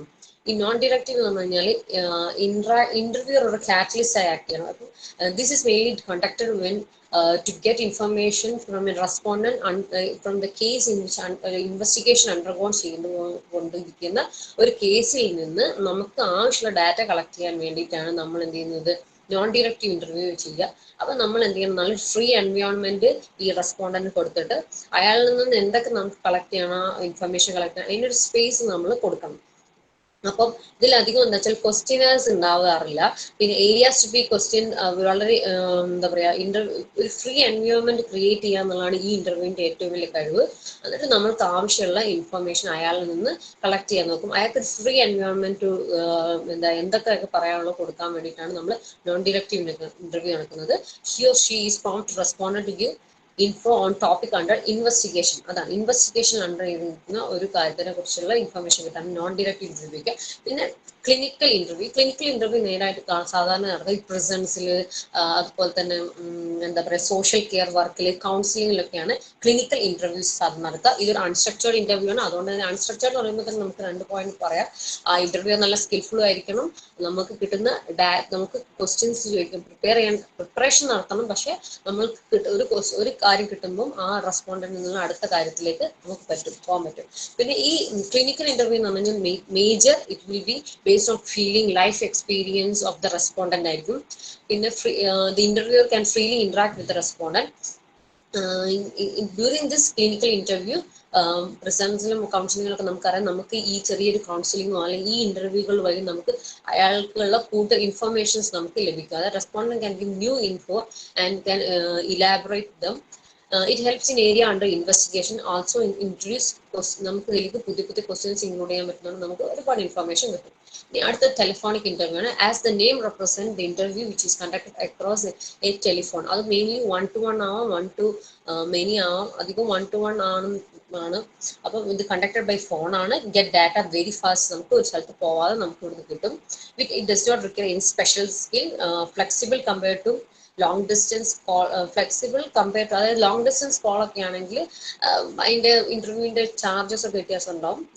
മറ്റേതെന്ന് പറയുന്നത് നമ്മൾ ഇവിടുന്ന് വിളിച്ചാൽ മതി, അടുത്തുള്ള ഡിസ്റ്റൻസിലാണെങ്കിൽ നമുക്ക് പോകാതെ നമുക്കൊരു ഫ്ലെക്സിബിൾ ആയിട്ട് എളുപ്പത്തിൽ തന്നെ ടെലിഫോണിക് ഇന്റർവ്യൂസ് നടത്താം. ഒരു ഇന്റർവ്യൂ സാധാരണ ഒരുപാട് സ്റ്റാഫ് വേണം, ഒരുപാട് സെറ്റപ്പുകളൊക്കെ വേണം. ഇതിനാവുമ്പോൾ നമുക്ക് ഫോണിൽ നിന്ന് വിളിക്കുന്നതുകൊണ്ട് ഇത് എളുപ്പമാണ് കോസ്റ്റ് വൈസ് ഒക്കെ. പക്ഷെ ഇതിന്റെ ഒരു പ്രശ്നം എന്ന് വെച്ചാൽ ലോങ് ഡിസ്റ്റൻസ് കോൾ ആകുമ്പോൾ വേറെ രീതിയിൽ ചാർജസ് വരും. പിന്നെ ഡിസഡ്വാൻറ്റേജ് എന്ന് പറഞ്ഞാൽ എപ്പോൾ വേണമെങ്കിലും the respondent can disconnect when ever they want. നമ്മൾ ഇന്റർവ്യൂ കണക്ട് ചെയ്യാൻ അയാൾക്ക് ഇഷ്ടപ്പെടാത്തൊരു സിറ്റുവേഷൻ വരുമ്പോൾ അയാൾക്ക് ഡിസ്കണക്ട് ചെയ്ത് പോകാൻ പറ്റും. പിന്നെ ലോങ് ഡിസ്റ്റൻസ് കോളും ലെങ്ത് ഓഫ് കോളും നമുക്ക് ഇതിന് ഡിസഡ്വാൻറ്റേജ് ആയിട്ട് കൂട്ടാം. പിന്നെ നമുക്ക് ഇൻഫർമേഷൻ റിലയബിൾ ആവാൻ ചാൻസ് ഇല്ല, കാരണം നമ്മൾ ഫോണിനോടാകുമ്പോൾ അവർക്ക് ഇഷ്ടമുള്ള എന്ത് വേണമെങ്കിൽ നമ്മളോട് പറയാം. Can obtain depth information like mails personal touching answer. അതായത് നമുക്ക് ഒരു ഇന്റർവ്യൂ നടത്തുമ്പോൾ അയാളിൽ നിന്ന് പേഴ്സണലായിട്ട് ഇൻഫർമേഷൻ കിട്ടുമ്പോൾ നമുക്ക് എന്താണ് അയാളുടെ ഒരു പേഴ്സണൽ ടച്ച് ആൻസേഴ്സിനൊക്കെ ഫീൽ ചെയ്യും. പക്ഷെ ഒരു ഫോണിലാവുമ്പോൾ നമ്മൾ എപ്പോഴും ഒരു മെക്കാനിക്കൽ ആയിട്ടാണ് ചെയ്യുക. അതുകൊണ്ട് അതിൽ personal touch for each answer getting in an interview different. ഇനി അടുത്തൊരു മെത്തേഡ് എന്ന് പറയുന്നത് കമ്പ്യൂട്ടർ അസിസ്റ്റഡ് ടെലിഫോണിക് ഇന്റർവ്യൂ സിസ്റ്റമാണ്, CATI എന്ന് പറയുന്നത്. ഇത് ആക്ച്വലി ടെലിഫോണിക് ഇന്റർവ്യൂ ആണ്, ബട്ട് ടെലിഫോണിക് ഇന്റർവ്യൂ പോലെ തന്നെ കമ്പ്യൂട്ടറും കുറച്ച് സർവേഴ്സും കണക്ട് ചെയ്തിട്ടുള്ള ഒരു ഇന്റർവ്യൂ ആണ്. അതായത് CATI സിസ്റ്റം എന്ന് പറയുന്നത് കമ്പ്യൂട്ടർ അസിസ്റ്റഡ് ടെലിഫോണിക് ഇന്റർവ്യൂ. അതായത് കമ്പ്യൂട്ടർ ഉണ്ടാവും, ടെലിഫോൺ ഉണ്ടാവും എന്ന് മനസ്സിലാക്കുക. അപ്പോൾ use to conduct telephonic interview to gather data all around the world മൊത്തമായിട്ട് നമ്മൾ ഡാറ്റ കിട്ടാൻ വേണ്ടിയിട്ടാണ്. കമ്പ്യൂട്ടേഴ്സ് ആർ യൂസ് ടു അപ്പം നമ്മൾ കമ്പ്യൂട്ടർ വഴിയാണ് നമ്മൾ ക്വസ്റ്റ്യൻ കൊടുക്കും, അയാൾ അതിനനുസരിച്ചുള്ള ആൻസേഴ്സ് കൊടുക്കും. ഇതിനനുസരിച്ച് കമ്പ്യൂട്ടർ ആർ യൂസ് ടു അപ്പം ഈ ഫുൾ ആക്ടിവിറ്റി കൺട്രോൾ ചെയ്യുന്നത് കമ്പ്യൂട്ടർ വെച്ചിട്ടാണ്. Computers are use to automate activity in different parts of the world. പിന്നെ ഇതിൽ request PC connected to servers, computer use to conduct survey. അത് computer net വഴിയൊക്കെ connect ചെയ്തിട്ടാണ് നമ്മൾ ഇന്റർവ്യൂ നടത്താറ്. അപ്പൊ ഇതിന്റെ അഡ്വാൻറ്റേജ് എന്ന് വെച്ചാൽ നമുക്ക് യൂണിഫോമിറ്റി ഇൻ ക്വസ്റ്റ്യൻസ് ആണ് മെയിൻറ്റെയിൻ. ഒരു പർട്ടിക്കുലർ സെറ്റ് ക്വസ്റ്റ്യൻസ് ആണ് maintain. Questions is stored in computer memory. Response can be recorded and can eliminate errors on part of the interviewer. It helps in keeping records of interview. ഒന്നുമില്ല, telephonic interview നമ്മളിപ്പോൾ net വഴി നടത്തുന്ന ഉപയോഗിക്കുന്ന computer surveyors connect ചെയ്ത് ഒരു particular questions കൊടുത്ത് അതിനൊരു interview കിട്ടുന്ന ആ മെത്തേഡിനാണ് നമ്മൾ computer assisted telephonic interview system എന്ന് പറയുന്നത്. അപ്പോൾ അതാണ് ഡിഫറെൻറ്റ് ടൈപ്സ് ഓഫ് ഇന്റർവ്യൂസ്. അതായത് അൺസ്ട്രക്ചേർഡ്, സ്ട്രക്ചേർഡ് ഉണ്ട്. അതിൽ കുറച്ച് ടൈപ്സ് ആയിട്ട് വരുന്നതാണ് ഫോക്കസ്ഡ്, ക്ലിനിക്കൽ ഇന്റർവ്യൂ, പിന്നെ telephonic interview, computer assisted interview. ഇനി അടുത്ത് നമ്മൾ പഠിക്കാൻ പോകുന്നത് ഒരു ഇന്റർവ്യൂ കണ്ടക്ട് ചെയ്യുമ്പോൾ അതിനൊരു പർട്ടിക്കുലർ സ്റ്റെപ്സിലൂടെയാണ് നടത്താൻ പറ്റുക. There will be certain amount of steps or certain amount of process involve when conducting an interview. Interview process ആണ്. ഇന്റർവ്യൂ പ്രോസസ്സിന് പ്രൈമറി സ്റ്റെപ്പ് എന്ന് പറയുന്നത് പ്ലാനിങ് ആണ്. ഒരു ഇന്റർവ്യൂ നടത്തുമ്പം നമ്മൾ researcher should plan the whole interview.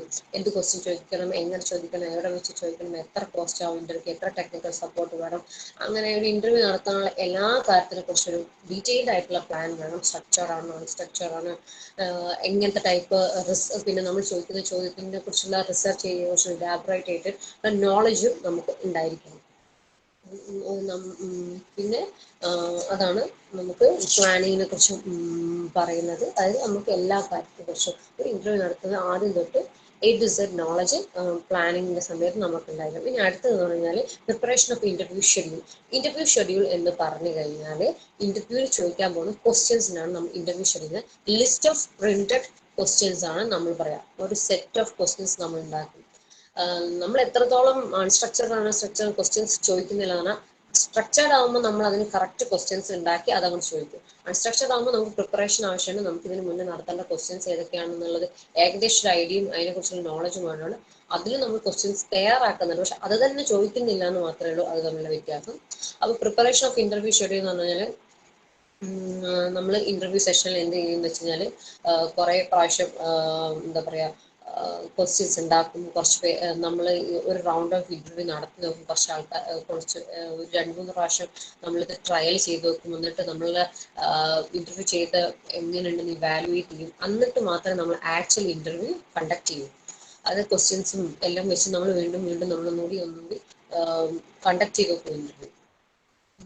കാരണം പിന്നെ എന്താണെന്ന് വെച്ചാൽ the researchers must keep in mind, ഈ ഇന്റർവ്യൂ നടത്തുന്ന ഇന്റർവ്യൂവർ നമ്മൾ പ്രിപ്പറേഷൻ ഓഫ് ഇന്റർവ്യൂ ക്വസ്റ്റ്യൻസ് ഉണ്ടാകുന്ന കുറച്ച് കാര്യങ്ങൾ മനസ്സിൽ വെക്കേണ്ട ആവശ്യമുണ്ട്.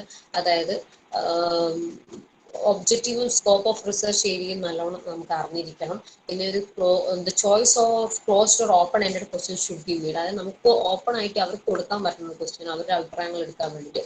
പിന്നെ കോംപ്ലക്സും ഇമോഷണൽ ആയിട്ടുള്ള ക്വസ്റ്റ്യൻസ് നമ്മൾ ഒഴിവാക്കാൻ ശ്രമിക്കണം നമ്മൾ ക്വസ്റ്റ്യൻസിന്റെ സ്റ്റഡി ഉണ്ടാക്കുമ്പോൾ. പിന്നെ format of the interview should be attractive and it leave sufficient place to enter the answer ആയിരിക്കും നമ്മൾ ഉണ്ടാക്കുന്ന ഫോർമാറ്റിൽ. അങ്ങനത്തെ കുറച്ച് കാര്യങ്ങളാണ് നമ്മൾ പ്രിപ്പറേഷൻ ഓഫ് ഇന്റർവ്യൂ ഷെഡ്യൂൾസിന് ചെയ്യേണ്ടത്. പിന്നെ അടുത്തത് പൈലറ്റ് ടെസ്റ്റ് ഷെഡ്യൂളാണ്. അവിടെയാണ് നമ്മൾ ശരിക്കും ഇന്റർവ്യൂവിന്റെ ക്വസ്റ്റ്യൻസ് 2-3 പ്രാവശ്യം കുറച്ച് പേര് വെച്ചിട്ട് നമ്മൾ ചെയ്ത് നോക്കണം. A group of interview should be selected for pilot study. This group should not be included in the proper study. നമ്മൾ interview should request a selected respondent to give the suggestions. അവരുടെ selected respondents ആയിട്ട് അവരുടെ സജഷനും ഒബ്സർവേഷനും ആണ് എങ്ങനെയുണ്ട് conduct ചെയ്ത interview നന്നാക്കാൻ വേറെ എന്തെങ്കിലും ഉണ്ടോ, എന്നിട്ട് മാത്രം നമ്മൾ ആക്ച്വൽ ഇന്റർവ്യൂ നടത്തും. അതിനാണ് pilot test of the schedules എന്ന് പറഞ്ഞാൽ. ഇനി കണ്ടക്ടിങ് ദ ഇന്റർവ്യൂ. ഇന്റർവ്യൂ എന്ന് പറയുന്നത് നേരത്തെ പറഞ്ഞ 4ാമത്തെ മെയിൻ ഇന്റർവ്യൂ പ്രോസസ്സിലെ സ്റ്റെപ്പ് എന്ന് പറഞ്ഞാൽ കണ്ടക്ടിങ് ദ ഇന്റർവ്യൂ ആണ്. കണ്ടക്ടിങ് ഇന്റർവ്യൂ എന്ന് പറഞ്ഞാൽ ഇന്റർവ്യൂ ഒരു ആർട്ടാണ്. അത് നല്ലപോലെ ചെയ്ത് നല്ല റിസൾട്ട് കിട്ടണമെങ്കിൽ അയാൾക്ക് ഒരു ഇന്റർവ്യൂവർ ഫ്രീ ആയിട്ടുള്ള സ്പേസ് കൊടുക്കണം റെസ്പോണ്ടിൽ നിന്ന് ആൻസർ കിട്ടാനും. പിന്നെ അവർ നല്ല റിസർച്ച് നടത്തണം, അവർക്ക് അതിനെപ്പറ്റി നല്ല നോളജ് വേണം. The interviewer should be trained to undertake such a job and the experience shows the skill. നമുക്ക് എക്സ്പീരിയൻസ് വളരെ ഇമ്പോർട്ടൻ്റ് ആണ്. നല്ലൊരു എക്സ്പീരിയൻസ്ഡ് ആയിട്ടുള്ള നല്ല നോളജ് ഉള്ള റിസർച്ചർക്ക് മാത്രമേ അല്ല ഇന്റർവ്യൂവർക്ക് മാത്രമേ നല്ല കാര്യങ്ങൾ അല്ലെങ്കിൽ ആവശ്യമുള്ള കാര്യങ്ങൾ ഒരു ഇന്റർവ്യൂവിൽ നിന്ന് നമുക്ക് എടുക്കാൻ പറ്റും.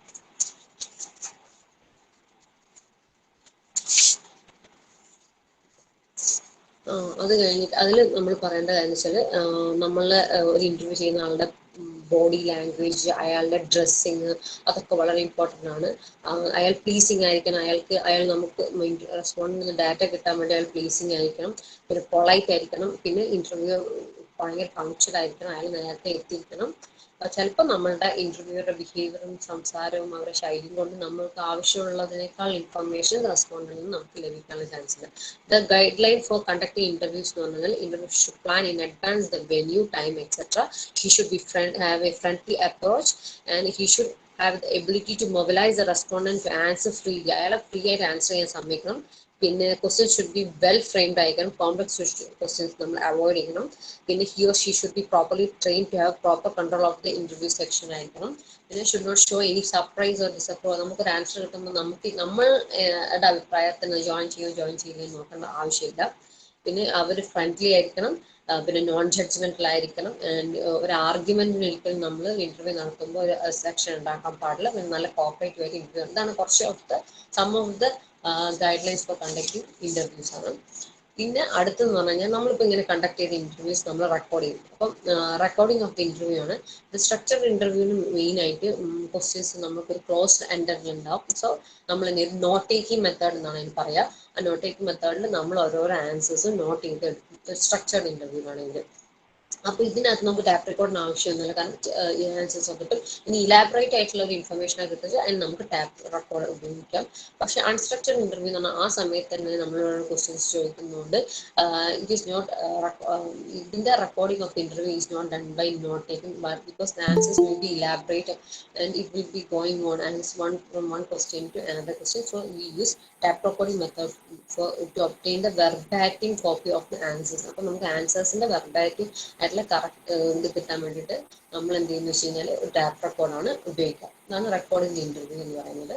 പിന്നെ അടുത്ത 6ാമത്തെ step preparation of verbatim transcript. ഈ വെർബാറ്റിം ട്രാൻസ്ക്രിപ്റ്റ് എന്ന് പറഞ്ഞാൽ നമ്മൾ ഇന്റർവ്യൂ നടത്തുമ്പോൾ ഉണ്ടാകുന്ന complete conversation audio with text information ആണ് നമ്മൾ വെർബാറ്റിം ട്രാൻസ്ക്രിപ്റ്റ് എന്ന് പറയാം. വെർബാറ്റിം ട്രാൻസ്ക്രിപ്ഷൻ എന്ന് പറഞ്ഞാൽ നമ്മൾ ഇതിനെ മൊത്തം റെക്കോർഡ് ചെയ്തിട്ട് നമ്മളത് പ്രിപ്പയർ ചെയ്യും. എന്തൊക്കെയാണ് സംസാരിച്ച് നോക്കണം, അങ്ങനെ പ്രിപ്പറേഷൻ ഓഫ് വെർബാറ്റിം ട്രാൻസ്ക്രിപ്റ്റ്. നമ്മൾ വെർബാറ്റിം ട്രാൻസ്ക്രിപ്റ്റിലൂടെ കിട്ടിയ ആ കംപ്ലീറ്റ് ഇന്റർവ്യൂ നടന്ന് കിട്ടിയ ഇൻഫർമേഷനൊക്കെ നമ്മൾ അടുത്ത സ്റ്റെപ്പിൽ എന്താ വെച്ചാൽ അനലൈസ് ചെയ്യും. നമുക്ക് റിസർച്ചിന് ആവശ്യമുള്ള ഇൻഫർമേഷൻ കിട്ടാണ്ട് അനലൈസ് ചെയ്യും. അനാലിസിസ് ഓഫ് ദ ഡാറ്റ ആണ് അടുത്ത സ്റ്റെപ്പ്. പിന്നെ അത് കഴിഞ്ഞിട്ട് നമുക്ക് കിട്ടിയ ഇൻഫർമേഷൻ നമ്മൾ റിപ്പോർട്ടായിട്ട് റൈറ്റ് ചെയ്യും. അങ്ങനെയാണ് ഒരു കംപ്ലീറ്റ് ഇന്റർവ്യൂ പ്രോസസ് എന്ന് പറഞ്ഞാൽ നമുക്ക് അങ്ങനെ പറയാം. അതായത് നമ്മൾ ആദ്യം പ്ലാൻ ചെയ്യും, അത് കഴിഞ്ഞ് നമ്മൾ preparation of information, interview schedule, അതായത് ക്വസ്റ്റ്യൻസ് നമുക്ക് ആൻസർ കിട്ടുന്ന ക്വസ്റ്റ്യൻസിന് വെച്ചൊരു പാറ്റേണോ സ്ട്രക്ചറിലാകുമ്പോൾ കറക്റ്റ് ഉണ്ടാക്കും, അങ്ങനെ ഉണ്ടാക്കും. അത് കഴിഞ്ഞിട്ട് നമ്മൾ പൈലറ്റ് ആയിട്ട് ഇന്റർവ്യൂ ഒന്ന് കണ്ടക്ട് ചെയ്ത് വെക്കും. എന്നിട്ട് നമ്മൾ ഇന്റർവ്യൂ ആണെങ്കിൽ എന്തൊക്കെ ചോദിക്കണം അതൊക്കെ ഒന്ന് നമ്മൾ എന്താ പറയുക നന്നാക്കാൻ വേണ്ടിയിട്ട് അതിൻ്റെ റെസ്പോൺസ് ഒക്കെ റെസ്പോണ്ടൻ്റ് വാങ്ങിയിട്ടാണ് ആക്ച്വലി ഇന്റർവ്യൂ ചെയ്യുക. അത് കഴിഞ്ഞിട്ട് നമ്മൾ എന്ത് ചെയ്യുന്നത് വെച്ച് കഴിഞ്ഞാൽ ശരിക്കത്തെ ഇന്റർവ്യൂ കണ്ടക്ട് ചെയ്യും. ഈ ശരിക്കത്തെ ഇന്റർവ്യൂ കണ്ടക്ട് ചെയ്തതിനു ശേഷം നമ്മൾ അതിനെ റെക്കോർഡ് ചെയ്യും. ഒന്നുകിൽ ടാപ്പ് റെക്കോർഡ് ചെയ്യും, അല്ലെങ്കിൽ നോട്ട് ടേക്കിംഗ് മെത്തേഡിൽ റെക്കോർഡ് ചെയ്യും. അത് കഴിഞ്ഞിട്ട് നമ്മൾ പ്രിപ്പറേഷൻ ഓഫ് വെർബാറ്റിക് ട്രാൻസ്ക്രിപ്ഷൻ, അതായത് കംപ്ലീറ്റ് ആയിട്ട് നമുക്ക് ഇന്റർവ്യൂവിൽ കിട്ടിയ കംപ്ലീറ്റ് വെർബൽ ട്രാൻസ്ക്രിപ്ഷൻസ് നമ്മൾ എന്ത് ചെയ്യുന്ന വെച്ചാൽ കളക്ട് ചെയ്യും. അത് പ്രിപ്പയർ ചെയ്തിട്ട് അടുത്ത സ്റ്റെപ്പായിട്ടുള്ള അനാലിസിസ് കൊടുക്കും. ഈ അനാലിസിസ് ചെയ്തതിനു ശേഷം നമുക്ക് ആവശ്യമുള്ള റിപ്പോർട്ട് റൈറ്റ് ചെയ്യും. ഇതൊക്കെയാണ് ഒരു ഇന്റർവ്യൂ പ്രോസസ് ആണ്. ഇതിൽ ഒരുപാട് അഡ്വാൻറ്റേജസും ഒരുപാട് ലിമിറ്റേഷൻസും ഉണ്ട്. അഡ്വാൻറ്റേജ് എന്ന് പറഞ്ഞാൽ നമുക്ക് പറയാൻ പറ്റുന്ന കുറച്ച് അഡ്വാൻറ്റേജസ് എന്ന് വെച്ചാൽ നമുക്ക് ഇൻഡെപ്ത് ഇൻഫർമേഷൻ ഒബ്റ്റെയിൻ ചെയ്യാൻ പറ്റും, അല്ലെങ്കിൽ പേഴ്സണലായിട്ട് ഇന്ററാക്ട് ചെയ്യാൻ പറ്റും, നമുക്ക് ക്ലാരിഫിക്കേഷൻസ് ഒരു പേഴ്സണലായിട്ട് നടത്താൻ പറ്റും. പിന്നെ നമുക്ക് complete response available from the respondent, face to face ആണ് നമുക്ക് കംപ്ലീറ്റ് റെസ്പോൺസ് കിട്ടും. ഇതൊരു ഫ്ലെക്സിബിൾ ആയിട്ട് മെത്തേഡാണ്. ഗുഡ് ഇന്റർവ്യൂ ഒക്കെ ഇമോഷണൽ ആയിട്ട് സെൻസിറ്റീവ് ആയിട്ടുള്ള ഇൻഫർമേഷൻ നമുക്ക് കിട്ടാൻ പറ്റും. പിന്നെ ഇതൊരു ആർട്ടാണ്. ഇതാണ് പിന്നെ ഇന്റർവ്യൂവർ ക്യാൻ റിമോൾഡ് ക്വസ്റ്റ്യൻ ചെയ്യാൻ പറ്റും.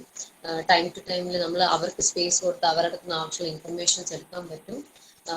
പിന്നെ നമുക്ക് ചിലപ്പം ഇന്റർവ്യൂ നടത്തുന്ന സമയത്ത് അവരുടെ ഫേഷ്യൽ എക്സ്പ്രഷൻസ് ഒക്കെ കിട്ടിക്കഴിഞ്ഞാൽ നമ്മൾ അനാലിസിസ് ചെയ്യുമ്പോൾ നമുക്ക് ആ ഫേഷ്യൽ എക്സ്പ്രഷൻസും അവരുടെ സ്റ്റൈലൊക്കെ നമുക്ക് അനാലിസിസിന് വളരെ ഹെൽപ്ഫുൾ ആയിരിക്കും.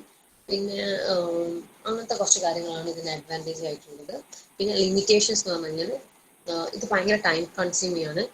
ചിലപ്പം ഇതൊരു അനാലിസിസ് ഓരോരോ പേഴ്സൺ കണ്ടക്ട് ചെയ്യുന്നതിനനുസരിച്ച് ഇപ്പം ഞാനൊരു കാര്യത്തിൽ ബിലീവ് ചെയ്യുമ്പോൾ ഞാൻ അങ്ങനെ ഒരു അനാലിസിസ് ഒരു ഇന്റർവ്യൂ നടത്താനുള്ള ചാൻസ് വളരെ ബയാസ്ഡ് അനാലിസിസ് നടത്തും. പിന്നെ നോൺ സ്കിൽഡ് ഇന്റർവ്യൂസ് ആണ്. ചിലപ്പോൾ ചില ആൾക്കാർ നോൺ സ്കിൽഡ് സ്കില്ലില്ലാതെ ചെയ്തിട്ട് അത് ഇതാക്കി കളയും. പിന്നെ പ്രോപ്പർ ട്രെയിനിങ് നമുക്ക് ആവശ്യമുണ്ടാവും. പിന്നെ നമുക്ക് കിട്ടുന്ന റെസ്പോൺസ് കറക്റ്റ് റെസ്പോൺസ് നമുക്ക് കൊടുക്കുന്ന ക്വസ്റ്റ്യൻസിന് കിട്ടുന്ന നിർബന്ധമില്ല. പിന്നെ യൂസിങ് കമ്പ്യൂട്ടർ ഡാറ്റ കളക്ഷൻസ് നമുക്ക് ചില പ്രശ്നങ്ങളൊക്കെ വരും. അങ്ങനെ ഇതൊക്കെയാണ് സം ഓഫ് ദ ലിമിറ്റേഷൻസ് ആയിട്ട് പറയുന്നത്. അപ്പോൾ ഇത്രയുള്ള എൻ്റെ ടോപ്പിക്ക്. ഇതാണ് ഒരു complete review of the interview process. Okay. പിന്നെ റിപ്പോർട്ട് അയച്ചിട്ടുണ്ടോ? ഇല്ല, അയച്ചിട്ടില്ല. അയച്ചോളൂ. ഇന്നോ നാളേക്ക് ആയിട്ട് വേഗം അയക്കാം. തിങ്കളാഴ്ച ഒക്കെ ആകുമ്പോഴേക്കും മാർക്ക് റെഡിയാക്കി കൊടുക്കേണ്ടതാണ്. അതുകൊണ്ട് വേഗം അയക്കാൻ നോക്കാം. ഇനി വിശേഷം മറ്റതുണ്ടല്ലോ അല്ലേ, അത് റെഡി ആയിക്കോളൂ. വിശേഷമായിട്ട് എടുക്കാതെ കേട്ടോ. പിന്നെ പുതിയ കുട്ടികൾ ഒന്ന് ശ്രദ്ധിക്കുക. ഇപ്പോൾ ഇന്റർവ്യൂ മെത്തേഡ് എന്നുള്ളത് എസ് എ ആയിട്ടാണ് സാധാരണ സ്ഥിരമായിട്ട് വന്നുകൊണ്ടിരിക്കുന്നതാണ്. ഇന്റർവ്യൂ മെത്തേഡ് എസ് എ ആയിട്ട് ചോദിക്കാനായിട്ട് കുറച്ച് കാര്യങ്ങൾ ഉണ്ട് അതിനകത്ത് പറയാൻ. പിന്നെ നിങ്ങൾ ഇൻഡെപ്ത് ആയിട്ട് പഠിക്കുമ്പോൾ നിങ്ങൾ നോക്കേണ്ടത് മറ്റ് മെത്തേഡ്സും ഇതിനെന്താണ് വ്യത്യാസം. പിന്നെ നേരത്തെ സർവേ മെത്തേഡ് പറഞ്ഞു, അതും ഇന്റർവ്യൂ മെത്തേഡും തമ്മിൽ എന്താണ് വ്യത്യാസം. അതുപോലെ ഇതിലെ ടൈപ്പ് ഓഫ് ഇന്റർവ്യൂസ് പറഞ്ഞതിൽ അവിടെ നിന്നാണെങ്കിൽ ക്വസ്റ്റ്യൻ ഉണ്ടാകുക, എക്സാമ്പിൾ ആണ് തരിക. ഇതിന് യോജിച്ച മെത്തേഡ് ഏതാണെന്നാണ് ചോദിക്കാൻ. സർവേ ആണോ ഇന്റർവ്യൂ ആണോ അങ്ങനെയാണ് ചോദിക്കുക. അപ്പോൾ കറക്റ്റായിട്ട് ആ കോൺസെപ്റ്റ് എന്താണ് ഉദ്ദേശിക്കുന്നത് നിങ്ങൾ അറിഞ്ഞിരുന്നേ പറ്റൂ. പിന്നെ അതുപോലെ ടൈപ്പ് ഓഫ് ഇന്റർവ്യൂസ് പറഞ്ഞ ഫോക്കസ്ഡ്, സ്ട്രക്ചേർഡ്, അതിൻ്റെയൊക്കെ ഡിഫറൻസ് അറിയണം നമുക്ക്. അപ്പോൾ അവിടെ നിന്നൊക്കെ എക്സാമ്പിൾ വരുമ്പോൾ നമുക്ക് അറിയാൻ പറ്റണം ഇത് ഏത് മെത്തേഡാണ്. ഫോക്കസ്ഡ് ആണെങ്കിൽ എന്താണ് ചെയ്യുക, ക്ലിനിക്കൽ ആണെങ്കിൽ എന്താണ് ചെയ്യുന്നത്, സ്ട്രക്ചേർഡ് ആണെങ്കിൽ എന്താണ് ചെയ്യുന്നത്, അൺസ്ട്രക്ചേർഡ് ആണെങ്കിൽ എന്താണ് ചെയ്യുന്നത് എന്നുള്ളത്. അപ്പോൾ കറക്റ്റ് മുഴുവനായിട്ട് പറയാനുള്ള സമയം ഇല്ല. ഇനിയും കുറേ പേര് എടുത്ത് തീർക്കാണ്ട്. ഇപ്പം എന്നൊന്ന് വെച്ചിട്ട് അതാണ് ഞാൻ പറയാത്തത്. ഏതായാലും നിങ്ങൾ അതൊക്കെ വായിച്ച് മനസ്സിലാക്കി വെച്ച സംഭവം എന്താണെന്നുള്ളത്. അതുപോലെ ഫോക്കസ്ഡും സ്ട്രക്ചേർഡും ഒക്കെ ഏതാണ്ട് നിങ്ങൾക്ക് മനസ്സിലായിട്ടുണ്ടാവും. ഫോക്കസ്ഡ് ഏതെങ്കിലും ഒരു പർട്ടിക്കുലർ ടോപ്പിക്കിലേക്ക് മാത്രം അപ്പുറം ഇപ്പുറം പോവാതെ അതിൽ മാത്രം ചെയ്യേണ്ടതാണ്. പിന്നെ സ്ട്രക്ചേർഡ് അൺസ്ട്രക്ചേർഡ് എന്നുള്ള ക്വസ്റ്റ്യൻസ് ഓൾറെഡി പ്രിപ്പയർ ചെയ്തിട്ട് പോകുന്നതാണ്. സ്ട്രക്ചേർഡ് ആണെങ്കിൽ നമ്മൾ ഇന്ന ക്വസ്റ്റ്യൻസ് മാത്രമേ ചോദിക്കാൻ പാടുള്ളൂ. അങ്ങനെ ക്വസ്റ്റ്യൻസ് നമ്മൾ റെഡി ആക്കിയിട്ടാണ് പോവുക. അൺസ്ട്രക്ചേർഡ് ആണെങ്കിൽ അങ്ങനെയൊന്നുമില്ല. അവർ പറയുന്ന ആൻസർ അനുസരിച്ച് നമ്മൾ ക്വസ്റ്റ്യൻ മാറ്റി ചോദിച്ചുകൊണ്ടേയിരിക്കും. അതുപോലെ ക്ലിനിക്കൽ ഇന്റർവ്യൂ എന്ന് പറയുന്നത് അതും ഇടയ്ക്ക് കാണാറുണ്ട്, പേപ്പറിൽ കാണാറുണ്ട്. ക്ലിനിക്കൽ ഇന്റർവ്യൂ എന്ന് പറയുന്നത് എന്തെങ്കിലും ഒരു പെർട്ടിക്കുലർ പ്രോബ്ലം റിലേറ്റഡ് ആയിട്ട് ഒക്കെ വരുമ്പോൾ ഒരു കേസ് സ്റ്റഡി പോലെയാണ്. ഒരാളെ മാത്രം വെച്ചിട്ട് ചെയ്യുന്ന ഇന്റർവ്യൂ അങ്ങനെയൊക്കെയാണ്. അപ്പോൾ ഏതെങ്കിലും ഒരു പ്രോബ്ലം സോൾവ് ചെയ്യാനായിട്ടുണ്ടെങ്കിൽ അങ്ങനെയൊക്കെ വരുമ്പോഴാണ് ഈ ക്ലിനിക്കൽ ഇന്റർവ്യൂ എന്ന് പറയുന്നത് അതിനൊരു സൊല്യൂഷൻ കണ്ടെത്തിയിട്ട് കൊടുക്കാൻ വേണ്ടിയിട്ടൊക്കെ ചെയ്യുമ്പോഴാണ് ക്ലിനിക്കൽ. പിന്നെ ടെസ്റ്റിലൊക്കെ കണ്ടിട്ടുള്ളതാണ് പൈലറ്റ് സ്റ്റഡി. പൈലറ്റ് സ്റ്റഡി എന്ന് പറഞ്ഞാൽ നമ്മൾ ആദ്യം ഒറിജിനൽ റിസർച്ച് ചെയ്യുന്നതിന് മുമ്പേ ഒരു സാമ്പിൾ റിസർച്ച് നമ്മൾ ചെയ്യുന്നതിനാണ് പൈലറ്റ് സ്റ്റഡി എന്ന് പറയുക. എന്നിട്ട് അതിന്റെ റിസൾട്ട് നോക്കിയിട്ടാണ് നമുക്ക് ഇത് ഒറിജിനലായിട്ട് ചെയ്യാൻ പറ്റുമോ ഇല്ലേ നമ്മൾ തീരുമാനിക്കുന്നത്. ഇപ്പോൾ ക്വസ്റ്റ്യൻസ് ഒക്കെ നമ്മളിപ്പോൾ പ്രോജക്റ്റ് ഒക്കെ ചെയ്യാൻ പോകുമ്പോൾ ക്വസ്റ്റ്യനെയർ നമ്മൾ ഉണ്ടാക്കണം. അപ്പോൾ സാധാരണഗതിയിൽ ക്വസ്റ്റ്യനെയർ നമ്മളിപ്പോൾ അത്ര വലിയ ടോപ്പിക് അല്ലാത്തതിനെ കൊണ്ട് അപ്പോൾ അതും അല്ലാതെ സൈക്കോളജിക്കൽ ബേസ്ഡ് ആയിട്ടൊക്കെയുള്ള ക്വസ്റ്റ്യൻസ് കാണുന്നുണ്ടെങ്കിൽ നമ്മൾ ജസ്റ്റ് ക്വസ്റ്റ്യൻസ് ഉണ്ടാക്കിയാൽ പോരാ, അത് സ്റ്റാൻഡർഡൈസ് ചെയ്യാന്ന് പറയും.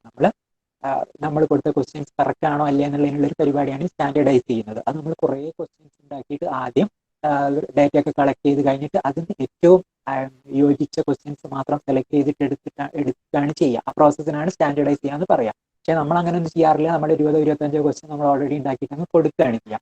അപ്പൊ ഈ സ്റ്റാൻഡർഡൈസ് ഒക്കെ ചെയ്യുന്നത് നമ്മൾ ഈ പൈലറ്റ് സ്റ്റഡി നടത്തിയിട്ടാണ്. കുറച്ച് ആൾക്കാരിൽ മാത്രം ഇത് കൊടുത്തു കഴിഞ്ഞിട്ട് അതിന്റെ റിസൾട്ട് നോക്കിയിട്ട് അതിനനുസരിച്ചാണ് ചെയ്യുക. ഏതായാലും ഒറിജിനൽ റിസർച്ച് ചെയ്യുന്നതിന്റെ മുന്നേ, ഒറിജിനൽ ഡേറ്റ കളക്ഷൻ ചെയ്യുന്നതിന്റെ മുന്നേ നമ്മൾ സാമ്പിൾ ആയിട്ട് ഇത് യോജിച്ചതാണോ അല്ലേ എന്നുള്ളത് അറിയാൻ വേണ്ടി ചെക്ക് ചെയ്യാൻ വേണ്ടി സാമ്പിൾ ആയിട്ട് നടത്തുന്ന ഒരു സ്റ്റഡി, അതിന് പ്രീ ടെസ്റ്റ് എന്ന് പറയും. അതാണ് പൈലറ്റ് സ്റ്റഡി എന്ന് പറയുന്നത് കേട്ടോ. ഇതൊക്കെ ടെസ്റ്റുകളിൽ സാധാരണ കണ്ടുകൊണ്ടിരിക്കുന്നത്. പിന്നെ ടോപ്പിക്ക് നിങ്ങൾ ഇന്റർവ്യൂ മെത്തേഡ് ജനറൽ ആയിട്ട് പഠിച്ചു വെക്കുക. ഇന്റർവ്യൂ മെത്തേഡ് എന്താണ്, ഒരു ഡെഫിനിഷൻ പഠിച്ചു വെക്കുക. അതുപോലെ ടൈപ്പ് ഓഫ് ഇന്റർവ്യൂ ഏതൊക്കെയാണ്, ഡിഫറൻസ് എന്താണെന്നുള്ള അറിഞ്ഞിരിക്കുക. അത് എസ് എഴുതാനായിട്ട് നിങ്ങൾക്ക് എക്സാമിന് ചോദിക്കുമ്പോൾ എഴുതാനായിട്ട് അങ്ങനെ ചെയ്യാം. ഓക്കെ, ഇനി ആരാ റിസർച്ച് എടുക്കാൻ ഇനി ബാക്കിയുള്ളത് ആരാ? റിസർച്ച് മെത്തഡോളജി ഇനി ബാക്കിയുള്ളവര് പറയും.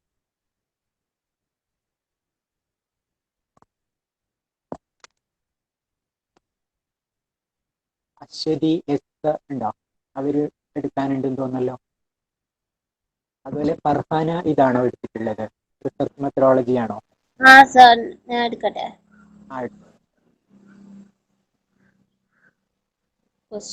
ടോപ്പിക് പറയൂ. Questionnaire method. ക്വസ്റ്റ്യനെയർ മെത്തേഡ് ആണ്. Page number 182. 182. യൂണിറ്റ് 11 182 ആണ് പേജ് നമ്പർ. ക്വസ്റ്റ്യനെയർ മെത്തേഡ് ആണ് കേട്ടോ. ഓക്കെ,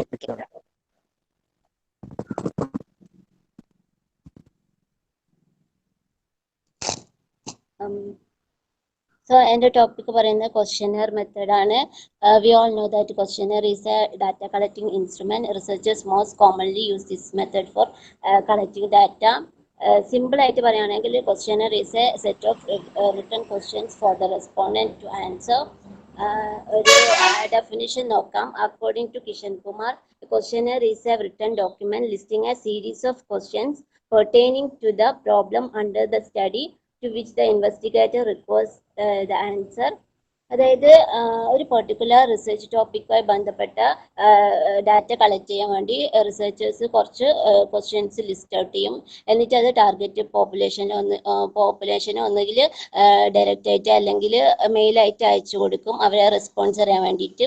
അതാണ് ക്വസ്റ്റ്യനർ മെത്തേഡ് കൊണ്ട് സിമ്പിളായിട്ട് ക്വസ്റ്റ്യനർ കൊണ്ട് ഉദ്ദേശിക്കുന്നത്.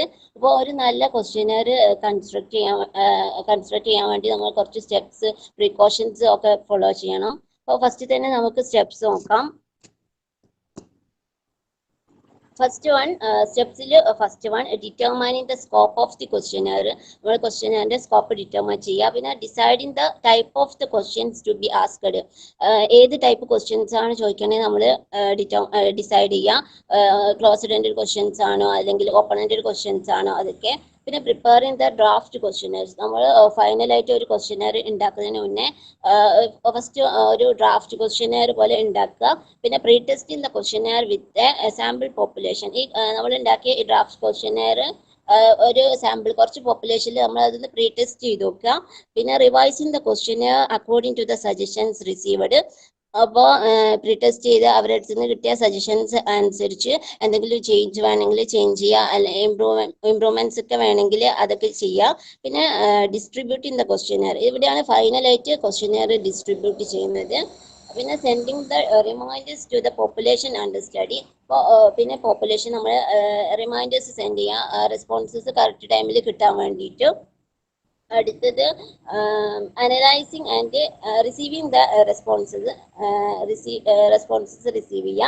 and analyzing and interpreting the data received. Analyze ചെയ്യുക, interpret ചെയ്യുക, then writing the report. ഇത്രയും steps ആണ് ക്വസ്റ്റ്യനെയറിൽ നമ്മൾ ഫോളോ ചെയ്യേണ്ടത്. പിന്നെ ലെങ്ത് ഓഫ് ദ ക്വസ്റ്റ്യനെയറിന് ഒരു പ്രിസ്ക്രൈബഡ് ലെങ്ത് ഒന്നും പറയുന്നില്ല. റിസർച്ചേഴ്സ്ക്ക് മാക്സിമം നമ്പർ ഓഫ് ക്വസ്റ്റ്യൻസ് നമുക്ക് ആഡ് ചെയ്യാം. പക്ഷെ ഒരുപാട് ക്വസ്റ്റ്യൻസ് ഉണ്ടെങ്കിൽ അത് റെസ്പോൺസ് റേറ്റ് ഡ്രോപ്പ് ആവാനുള്ള ചാൻസ് ഉണ്ട്. റെസ്പോൺസ് റേറ്റ് കുറയാൻ ചാൻസ് ഉണ്ട്. പിന്നെ നമുക്ക്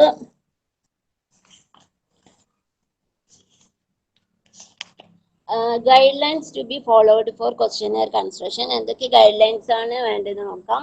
first one, it should be self explanatory ആയിരിക്കണം. റിസർച്ച് ടോപ്പിക്കിനെ പറ്റി അതിന്റെ പർപ്പസിനെ പറ്റിയൊക്കെ എക്സ്പ്ലെയിൻ ചെയ്യുന്ന രീതിയിലുള്ള ക്വസ്റ്റ്യൻസ് ആയിരിക്കണം. പിന്നെ ഒന്നുകിൽ ക്ലോസ്ഡ് എൻഡഡ് ക്വസ്റ്റ്യൻസ് അല്ലെങ്കിൽ ഓപ്പൺ എൻഡഡ് ക്വസ്റ്റ്യൻസിൽ ഏതെങ്കിലും ഒരു ടൈപ്പ് ക്വസ്റ്റ്യൻസ് നമ്മൾ ചോദിക്കണം. പിന്നെ less number of questions in the questionnaire. അത് നേരത്തെ പറഞ്ഞ പോലെ കുറച്ച് ക്വസ്റ്റ്യൻസ് ആണെങ്കിൽ നല്ല റെസ്പോൺസ് റേറ്റ് കിട്ടാൻ ചാൻസ് ഉണ്ട്. Attractive layout of the questionnaire is necessary. നല്ല അട്രാക്റ്റീവ് ലേഔട്ട് ആയിരിക്കണം. പിന്നെ proper instruction should be provided to the respondents in filling up the questionnaire. Proper instruction നമ്മൾ കൊടുക്കണം റെസ്പോണ്ടൻസിന്. അവർക്ക് കറക്റ്റ് എന്തെങ്കിലും ഡൗട്ട് ഉണ്ടെങ്കിൽ അതൊക്കെ ക്ലാരിഫൈ ചെയ്യാൻ വേണ്ടിയിട്ട്. അടുത്തത് ടൈപ്പ് ഓഫ് ദ ക്വസ്റ്റ്യനെയർ ആണ്. മെയിൻ ആയിട്ട് 2 ടൈപ്സ് ആണുള്ളത്, open ended questions and closed ended questions. First one നോക്കാം, open ended questions.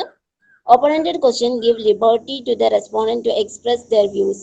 They give tremendous freedom to the respondent to answer according to their interpretation. Open-ended questions respondents full freedom കൊടുക്കും. അവർക്ക് അവരുടെ view express ചെയ്യാനുള്ള full freedom കൊടുക്കും. അവർക്ക് അവരുടേതായ ലാംഗ്വേജിൽ detail ആയിട്ട് ആൻസർ ചെയ്യാനുള്ള ഫ്രീഡം കൊടുക്കും. അതാണ് ഓപ്പൺ എൻഡഡ് ക്വസ്റ്റ്യൻസ്. എക്സാമ്പിൾ പറയുകയാണെങ്കിൽ ഇപ്പോൾ നമ്മൾ സജഷൻസ് ഒക്കെ ചോദിക്കില്ലേ, can you suggest some ways to further improve the use of internet in your research? അപ്പോൾ ആ സജഷനിൽ നമുക്ക് എന്താണോ പറയാനുള്ളത് അത് നമുക്ക് ഡീറ്റെയിൽ ആയിട്ട് എഴുതാനുള്ള ഓപ്ഷനുകൾ, അതാണ് ഓപ്പൺ എൻഡഡ് ക്വസ്റ്റ്യൻസ്. അതിന്റെ അഡ്വാൻറ്റേജസ് എന്തൊക്കെയാണെന്ന് വെച്ചാൽ unanticipated answers can be obtained from the respondents. നമ്മൾ പ്രതീക്ഷിക്കാത്ത ആൻസേഴ്സ് ഒക്കെ കിട്ടും. പിന്നെ researchers can have the real view of the respondents. റെസ്പോണ്ടൻസിന്റെ റിയൽ വ്യൂ നമുക്ക് അറിയാൻ പറ്റും. Respondents can give their views in their own language, reflecting creativity, self-expression and richness of detail. അവർക്ക് റെസ്പോണ്ടൻസിന് അവരുടേതായ ലാംഗ്വേജിൽ ക്രിയേറ്റീവ് ആയിട്ട് ഡീറ്റെയിൽ ആയിട്ട് ആൻസർ ചെയ്യാൻ പറ്റും. such answers reveal the logic of the respondents. അങ്ങനെയുള്ള ആൻസേഴ്സ് കാണുമ്പോൾ നമുക്ക് റെസ്പോണ്ടന്റിന്റെ ലോജിക് മനസ്സിലാക്കാൻ പറ്റും. അടുത്തത് ഡിസഡ്വാൻറ്റേജ് ആണ്. First one, different answers may be received from the respondents on the same question. അതായത് ഒരു സെയിം ക്വസ്റ്റ്യൻ തന്നെ രണ്ട് റെസ്പോണ്ടൻസ് ഡിഫറെൻ്റ് ആയിട്ടുള്ള ആൻസേഴ്സ് ആയിരിക്കും നൽകുക. ബിക്കോസ് അവരുടെ പെർസ്പെക്റ്റീവിനനുസരിച്ചുള്ള ആൻസേഴ്സ് ആണ് അവർ നൽകുക. അപ്പോൾ ഡിഫറെൻ്റ് ആയിരിക്കും. പിന്നെ responses can be value irrelevant or not to the point.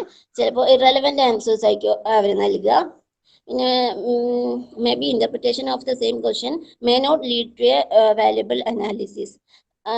Same ക്വസ്റ്റ്യന് ഒരുപാട് ഇന്റർപ്രിറ്റേഷൻ വന്നാൽ അത് ഒരു വാല്യുബിൾ അനാലിസിസിലേക്ക് എത്താൻ ബുദ്ധിമുട്ടായിരിക്കും. പിന്നെ coding of the responses is not possible. Coding possible അല്ല.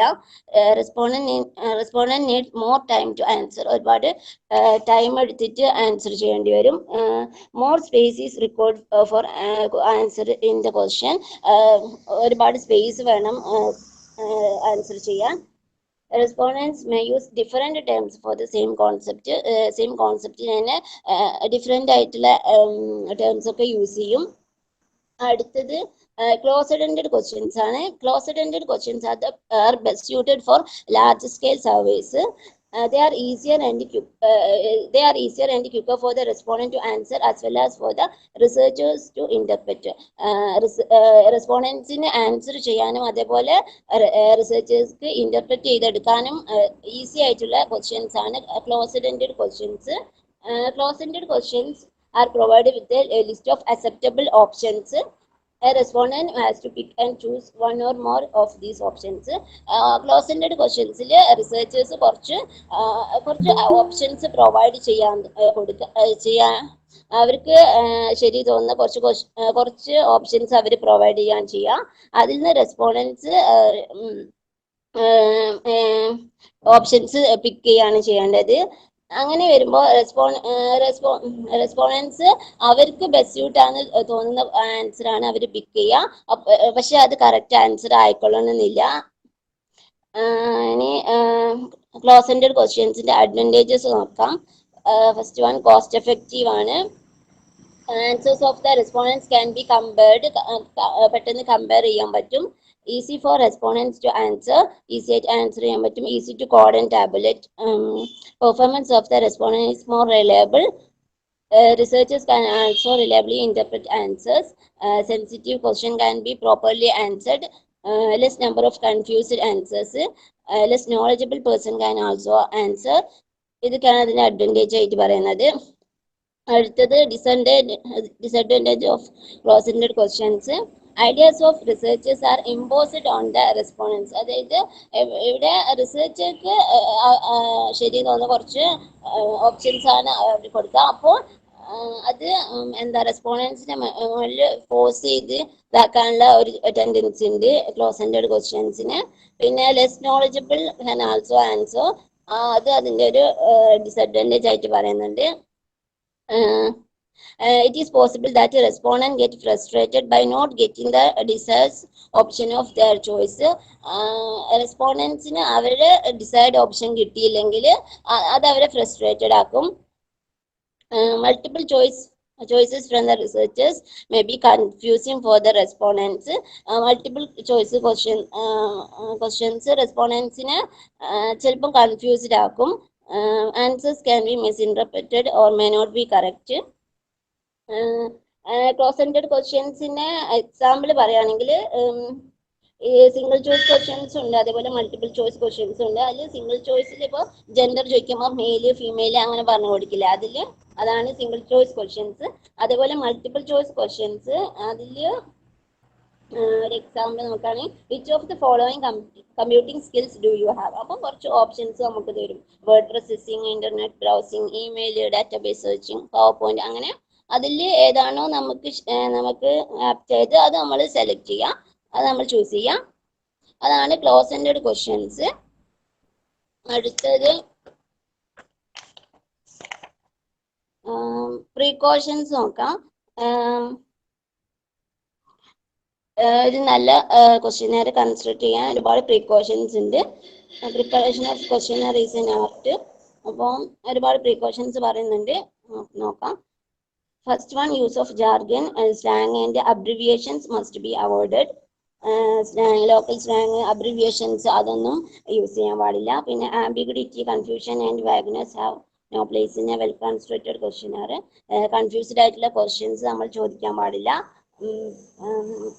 Use of emotional language is not recommended.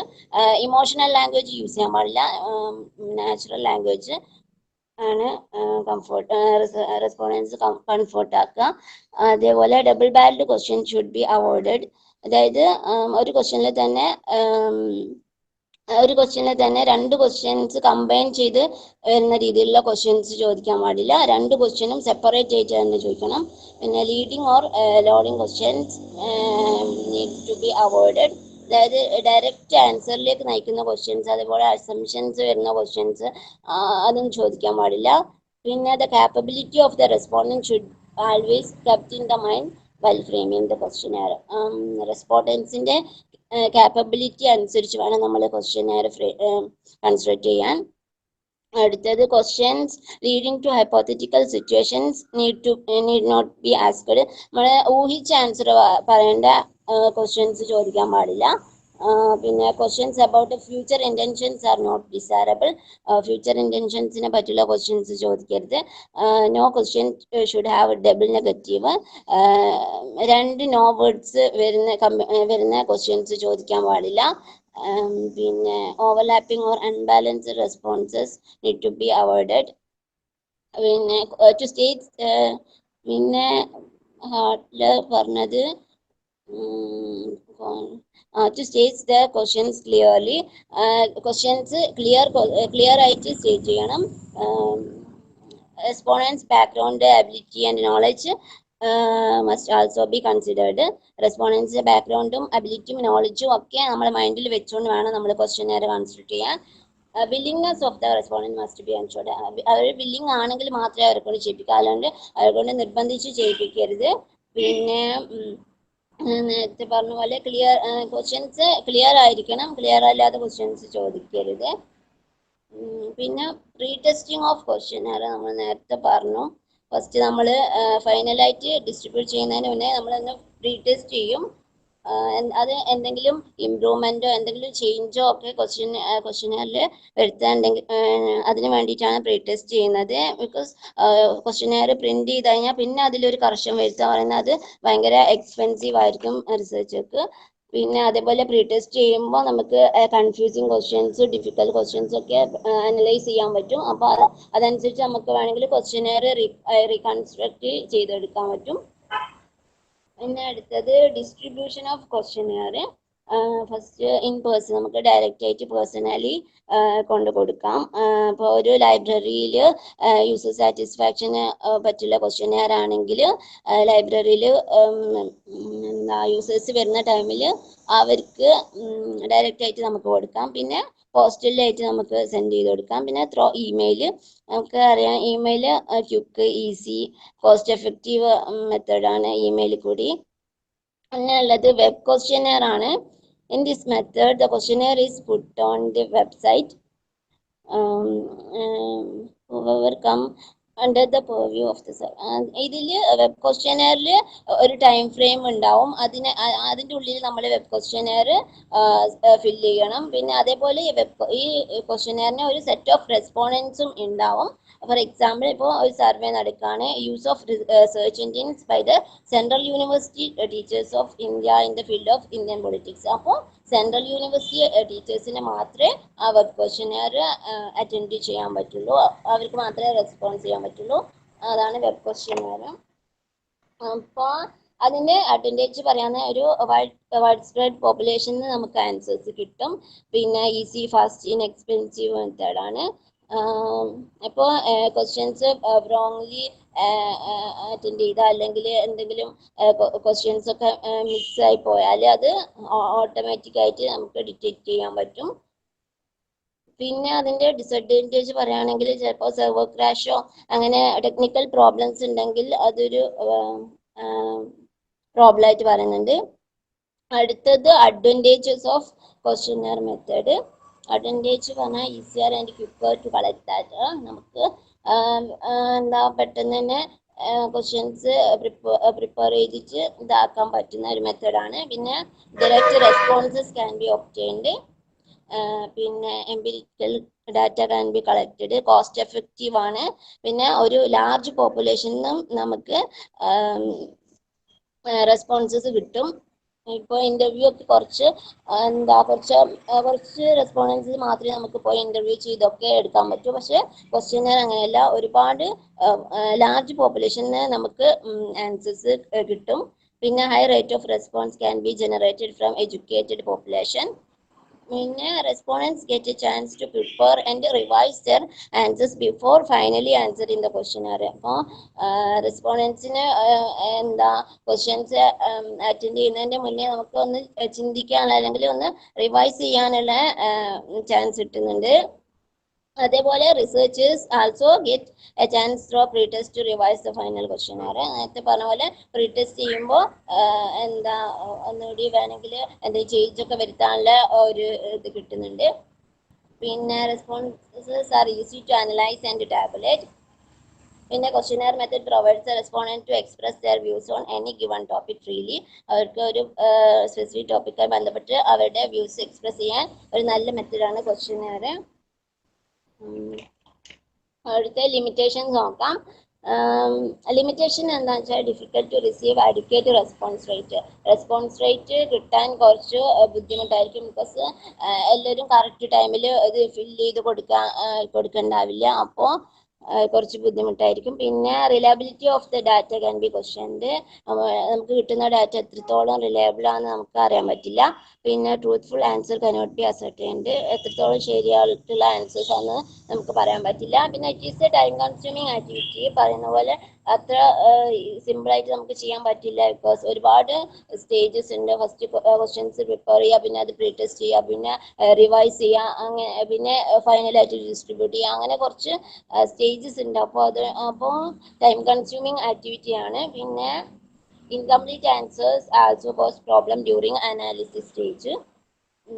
പിന്നെ researcher cannot observe the respondent's reaction at the time of filing up of the questionnaire.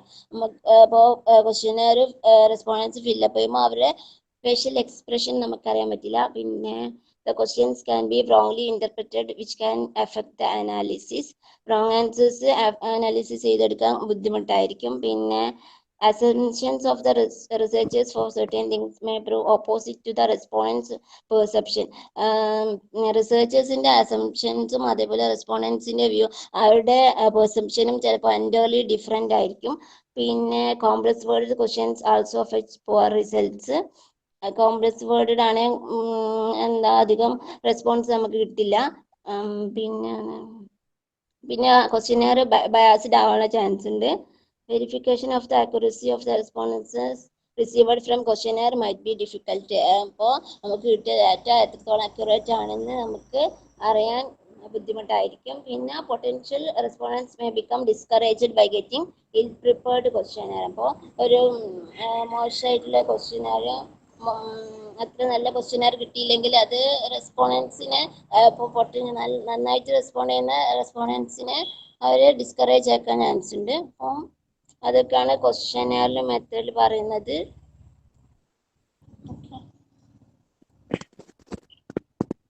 Okay, report അയച്ചതല്ലേ? അയച്ചു. ഞാൻ നോക്കിക്കോളാം.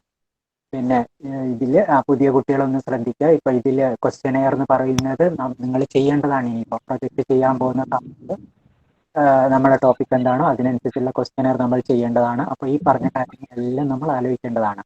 എന്തൊക്കെയാണ് നമ്മൾ ചെയ്യാൻ ക്വസ്റ്റ്യൻസിന്റെ പ്രത്യേകതകൾ എന്തൊക്കെ ആയിരിക്കണം, എന്തൊക്കെ ക്വസ്റ്റ്യൻസ് ചോദിക്കാൻ പറ്റും, എന്തൊക്കെ ചോദിക്കാൻ പാടില്ല, ഇതൊക്കെയാണ് ഇപ്പോൾ ഇതിനകത്ത് പറഞ്ഞിട്ടുള്ളത്. ക്വസ്റ്റ്യനെയർ ഉണ്ടാക്കുമ്പോൾ നമ്മൾ ശ്രദ്ധിക്കേണ്ട കാര്യങ്ങൾ എന്തൊക്കെയാണ് എന്നൊക്കെ പറഞ്ഞിട്ട് ഈ കാര്യങ്ങളൊക്കെ വെച്ചിട്ടാണ് നമ്മൾ ക്വസ്റ്റ്യനെയർ ഉണ്ടാക്കേണ്ടത്. നമ്മൾ ഒബ്ജക്റ്റീവ് എന്താണോ ആ ഒബ്ജക്റ്റീവിനനുസരിച്ചുള്ള ആൻസർ കിട്ടുന്ന ക്വസ്റ്റ്യൻസ് ആണ് ഉണ്ടാക്കേണ്ടത്.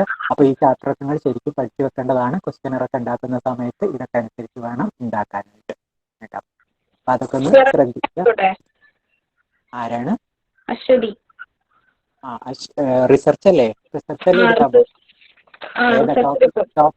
ടോപ്പിക് എന്താണ്? Research report. Research report page number പറയാം. ലാസ്റ്റ് എന്റെ കയ്യിൽ ടെക്സ്റ്റ് ഇല്ല സർ. ഞാൻ പറഞ്ഞു, ഞാൻ കൊടുക്കാം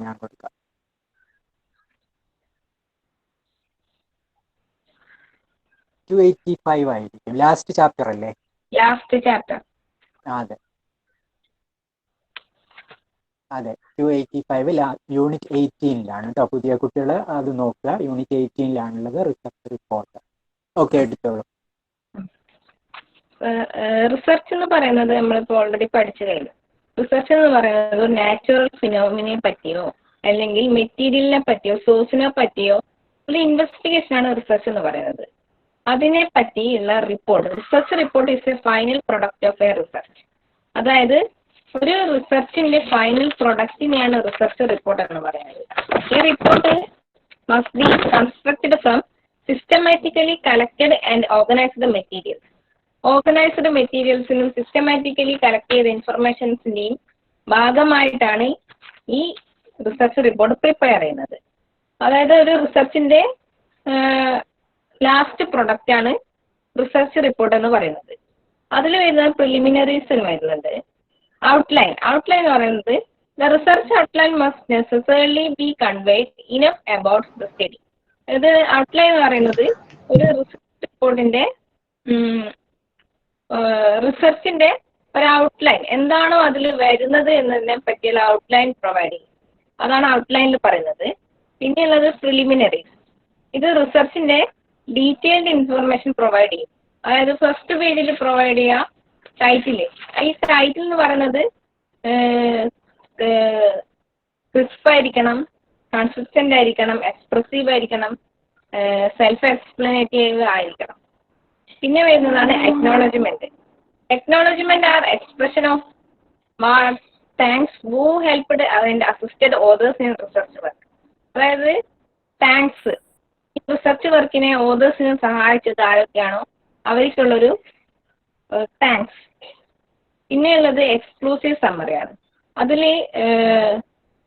or exclusive summary or synopsis are main എന്ന് വെച്ചാൽ ഇപ്പോൾ റിസർച്ച് മുഴുവനായിട്ട് വായിക്കാൻ സമയമില്ലാത്തവരൊക്കെ ഉണ്ടാവില്ലേ, അവർക്ക് ഒരു റിപ്പോർട്ടിനെ പറ്റിയുള്ള ഒരു ക്വിക്ക് ഐഡിയ പ്രൊവൈഡ് ചെയ്യുന്നതാണ് അതിലുണ്ടാവുക. പിന്നെ പ്രിലിമിനറീസിൽ വരുന്നതാണ് ഇൻട്രൊഡക്ഷൻ. ഈ ഇൻട്രൊഡക്ഷനിൽ വരുന്നത് റിസർച്ചിനെ പറ്റിയുള്ള ഒരു ഇൻട്രൊഡക്ഷൻ, റിസർച്ചിന്റെ നീഡ്, പർപ്പസ്, സ്റ്റഡി എല്ലാം ഇവിടെ മെൻഷൻ ചെയ്തിട്ടുണ്ടാവും. അതിൽ തന്നെ റിവ്യൂ ഓഫ് ലിറ്ററേച്ചർ വരും. അത് ഇൻട്രൊഡക്ഷൻ സെക്ഷനിൽ തന്നെ കൊടുക്കാനും സാധ്യതയുണ്ട്, നമുക്ക് വേറെ തന്നെ വേണമെങ്കിൽ കൊടുക്കുകയും ചെയ്യാം. അത് ഈ റിവ്യൂ ഓഫ് ലിറ്ററേച്ചറിന്റെ ലെങ്ത്തും സൈസും ഒക്കെ അനുസരിച്ചിരിക്കും. പിന്നെ വരുന്നതാണ് അടുത്തതാണ് ഡിസ്ക്രിപ്ഷൻ ഓഫ് ദി സ്റ്റഡി. അതായത് റിസർച്ച് വർക്ക് തുടങ്ങുന്നത് ഈ സ്റ്റെപ്പിലാണ്. Assumptions are carefully precisely identified this section. അതായത് റിസർച്ചിനെ പറ്റിയുള്ള അസംഷൻസും അതൊക്കെ ഈ സെക്ഷനിലാണ് പ്രൊവൈഡ് ചെയ്യുക, ഡിസ്ക്രിപ്ഷൻ ഓഫ് സ്റ്റഡി. അതായത് റിസർച്ച് വർക്കിന്റെ ഒരു സ്റ്റാർട്ടിംഗ് പോയിന്റ് എന്ന് പറയുന്നതാണ് ഈ ഡിസ്ക്രിപ്ഷൻ ഓഫ് സ്റ്റഡി. പിന്നെ ഉള്ളതാണ് ഡാറ്റ കളക്ഷൻ ആൻഡ് അനാലിസിസ്. ഈ ഡാറ്റ കളക്ഷൻ ആൻഡ് അനാലിസിസ് കുറേ ക്ലാസ്സിലായി നമ്മൾ കേൾക്കുന്നു. ഡാറ്റ കളക്ട് ചെയ്യുക, ഡിഫറെന്റ് മെത്തേഡ്സ് ഉപയോഗിച്ചിട്ട് ഡാറ്റ കളക്ട് ചെയ്യുക. അതായത് ഇന്റർവ്യൂ, ക്വസ്റ്റ്യനെയർ, അങ്ങനെ നമ്മൾ ഡയറക്റ്റ് ആയിട്ടും ഇൻഡയറക്റ്റ് ആയിട്ടും നമുക്ക് വേണ്ട ഡാറ്റ നമ്മൾ കളക്ട് ചെയ്യാം. എന്തൊക്കെ ഡാറ്റയാണോ നമ്മൾ റിസർച്ച് വർക്കിന് വേണ്ടി ആവശ്യമുള്ളത് അത് നമ്മൾ കളക്ട് ചെയ്യാം. എന്നിട്ട് അത് അനാലിസിസ് ചെയ്യാം. നമുക്ക് വേണ്ടതാണോ വേണ്ടതല്ലയോ എന്നൊക്കെ അനാലിസിസ് ചെയ്യാം. അത് നമ്മൾ ഇപ്പോൾ കുറേ ക്ലാസ്സിലായിട്ട് കേട്ട് വരുന്നതാണ് ഡാറ്റ കളക്ഷൻ അനാലിസിസ്. പിന്നെയുള്ളതാണ് റിസൾട്ട്. ഈ ഡാറ്റ കളക്ട് ചെയ്ത data sampled are organiser should be presented in a tables displayed to give a visual view to data analyzer. നമ്മൾ അനലൈസ് ചെയ്ത ഡാറ്റ ടേബിൾസും ഗ്രാഫ്സും അങ്ങനെയൊക്കെ ആക്കിയിട്ട് ഒരു ഗ്രാഫിക്കലി, അതായത് ഒരു വിഷ്വൽ വ്യൂ പ്രൊവൈഡ് ചെയ്യാം. അതാണ് നെക്സ്റ്റ് സ്റ്റെപ്പായ റിസൾട്ട്സിൽ വരുന്നത്. പിന്നെ ഉള്ളതാണ് ഡിസ്കഷൻ. അതായത് നമ്മൾ ഒരു ഹൈപ്പോത്തസിസ് മുന്നേ സെറ്റ് ചെയ്തിട്ടുണ്ടാവും. ആ സെറ്റ് ചെയ്ത ഹൈപ്പോത്തസിസും ഇപ്പോൾ നമുക്ക് കിട്ടിയ റിസൾട്ടുമായിട്ട് മാച്ച് ചെയ്യുന്നുണ്ടോ എന്ന് ഡിസ്കഷൻ നടത്താം. അതാണ് ഡിസ്കഷനിൽ പറയുന്നത്. അത് ഹൈപ്പോത്തസിസും ഇപ്പോൾ നമുക്ക് ഈ ഡാറ്റ കളക്ട് ചെയ്ത വഴി കിട്ടിയ റിസൾട്ട്സ് ഒക്കെ മാച്ച് ചെയ്യുന്നുണ്ടോ എന്ന് കളക്ട് ചെയ്ത് നോക്കാം. പിന്നെ ഉള്ളതാണ് അടുത്ത സ്റ്റെപ്പിൽ വരുന്നതാണ് സമ്മറി. ഈ റിസർച്ച് റിപ്പോർട്ടിന്റെ സ്റ്റെപ്സ് ആണ് ഇതൊക്കെ. സമ്മറി എന്ന് വെച്ചാൽ these are end of the research report. അതായത് റിസർച്ച് റിപ്പോർട്ടിന്റെ ഒരു എൻഡ് എന്ന് പറയാം ഈ summary. To provide that gives a short narrative description of different chapters. ഇപ്പോൾ ഓരോ ചാപ്റ്റേഴ്സിനെ പറ്റിയിട്ടുള്ള ഒരു ഡിസ്ക്രിപ്ഷൻ പ്രൊവൈഡ് ചെയ്തു, ഷോർട്ട് നെറേറ്റീവ് ഡിസ്ക്രിപ്ഷൻ പ്രൊവൈഡ് ചെയ്തതാണ് ഈ സമ്മറി എന്നുള്ള സ്റ്റെപ്പിൽ. ഓരോ ചാപ്റ്റേഴ്സിനെ പറ്റിയിട്ടുള്ള ഇൻഫർമേഷൻ, ഈ റിസർച്ചിൽ വരുന്ന ഓരോ ചാപ്റ്റേഴ്സിനെ പറ്റിയിട്ടുള്ള ഇൻഫർമേഷൻ, അതായത് കുറച്ച് ഇൻഫർമേഷൻ മാത്രം ഈ സമ്മറിയിൽ, അതായത് ഒരു കൺക്ലൂഷൻ എല്ലാം അറൈവ്ഡ് ഈ സമ്മറിയിലാണ് ഈ റിസർച്ചിന്റെ കൺക്ലൂഷൻ എല്ലാം അറൈവ് ചെയ്യുന്നത്. പിന്നെ റിസർച്ച് റിപ്പോർട്ടിൽ വരുന്ന ഒരു ഭാഗമാണ് ഗ്ലോസറി. അതായത് ഈ റിപ്പോർട്ടിൽ നമ്മൾ ഉപയോഗിച്ച സ്പെഷ്യലൈസ്ഡ് വേർഡ്സിനെ പറ്റിയും ടെക്നിക്കൽ ടേംസിനെ പറ്റിയുള്ള ഇൻഫർമേഷൻ പ്രൊവൈഡ് ചെയ്യും. അതായത് ഗ്ലോസറിയിൽ റിസർച്ചിൽ നമ്മളതായിട്ടുള്ള സ്പെഷ്യലൈസ്ഡ് വേർഡ്സ് ഇപ്പോൾ ഒരാൾ വായിക്കുമ്പോൾ മനസ്സിലാവണമെന്നില്ല, അതിനെ പറ്റിയുള്ള ഇൻഫർമേഷൻസ് പ്രൊവൈഡ് ചെയ്യുന്നതാണ് റിസർച്ച് റിപ്പോർട്ടിലെ ഗ്ലോസറി എന്ന സെക്ഷൻ. പിന്നെ റെഫറൻസ് ആൻഡ് ബിബ്ലിയോഗ്രഫി. അതായത് നമ്മളിപ്പോൾ റിസർച്ചിന് വേണ്ടിയിട്ട് ലൈബ്രറിയിൽ പോയി മെറ്റീരിയൽസ് കളക്ട് ചെയ്യുന്നു. അങ്ങനെ കുറെ മെറ്റീരിയൽസും പല റെഫറൻസ് മെറ്റീരിയൽസ് ഒക്കെ കളക്ട് ചെയ്യുന്നു. അപ്പോൾ എവിടെയൊക്കെയാണ് റെഫറൻസ് മെറ്റീരിയൽ കളക്ട് ചെയ്തത്, അതിനെ പറ്റിയിട്ടുള്ള ഇൻഫർമേഷൻസ് ഒക്കെ പ്രൊവൈഡ് ചെയ്യുന്നതാണ് റെഫറൻസ്. അതായത് റിസർച്ച് റിപ്പോർട്ടിൽ നമുക്ക് ആ റിസർച്ച് എങ്ങനെയൊക്കെ കണ്ടക്ട് ചെയ്തു, ഏതൊക്കെ ഭാഗങ്ങളിൽ നിന്ന് ഇൻഫർമേഷൻസ് കിട്ടി, എങ്ങനെയൊക്കെ കളക്ട് ചെയ്തു, അതൊക്കെ നമുക്ക് ഒരാള് വായിക്കുമ്പോൾ അറിഞ്ഞിരിക്കേണ്ട കാര്യങ്ങളാണ്. അപ്പോൾ അതിനെ പറ്റിയിട്ടുള്ളതാണ് റെഫറൻസ് ബിബ്ലിയോഗ്രഫി എന്ന് പറയുന്നത്. പിന്നെ വരുന്നതാണ് index. Index is A summary of document of ideas and thoughts discussed in the document. അതായത് ഓരോ ഐഡിയാസും തോട്ട്സും അതൊക്കെ ഡിസ്കസ് ചെയ്തിട്ടുണ്ടാവും നമ്മൾ ഈ റിസർച്ച് റിപ്പോർട്ടിൽ. അതിനെ പറ്റിയിട്ടുള്ള ഒരു സമ്മറിയാണ് ഇൻഡെക്സ് എന്ന് പറയുന്നത്. ഇതൊക്കെയാണ് റിസർച്ച് റിപ്പോർട്ടിലെ സ്റ്റെപ്സ് എന്ന് പറയുന്നത്. ആദ്യത്തേത് ഇൻട്രൊഡക്ഷൻ സ്റ്റേജ്. അതിന് ഇൻട്രൊഡക്ഷൻ മാത്രം, ഈ റിസർച്ചിനെ പറ്റിയിട്ടുള്ള ഇൻട്രൊഡക്ഷൻ. പിന്നെ ഡിസ്ക്രിപ്ഷൻ ഓഫ് ദി സ്റ്റഡി, അതായത് അവിടെയാണ് റിസർച്ച് വർക്ക് സ്റ്റാർട്ട് ചെയ്യുന്നത്. പിന്നെ ഡാറ്റ കളക്ട് ചെയ്യുന്നു. ഡാറ്റ കളക്ട് ചെയ്യുന്ന മെത്തേഡ്സ്, സോ മെനി മെത്തേഡ്സ് ആണ് നമ്മൾ യൂസ് ചെയ്യുന്നുണ്ട്. അത് അനാലിസ് ചെയ്യുന്നു. അതിൻ്റെ റിസൾട്ട് ടാബിൾസോ ആയിട്ടൊക്കെ ഗ്രാഫിക്കലി വ്യൂ ചെയ്യുന്നു. പിന്നെ അത് ഡിസ്കഷൻ, അതായത് നമ്മൾ ആദ്യം ഹൈപ്പോത്തസിസും ഇപ്പോൾ കിട്ടിയ റിസൾട്ടും തമ്മിൽ ഡിസ്കഷൻ ചെയ്തിട്ട് അത് തന്നെയാണോ എന്ന് മാച്ച് ചെയ്യുന്നുണ്ടോ എന്ന് നോക്കുന്നു.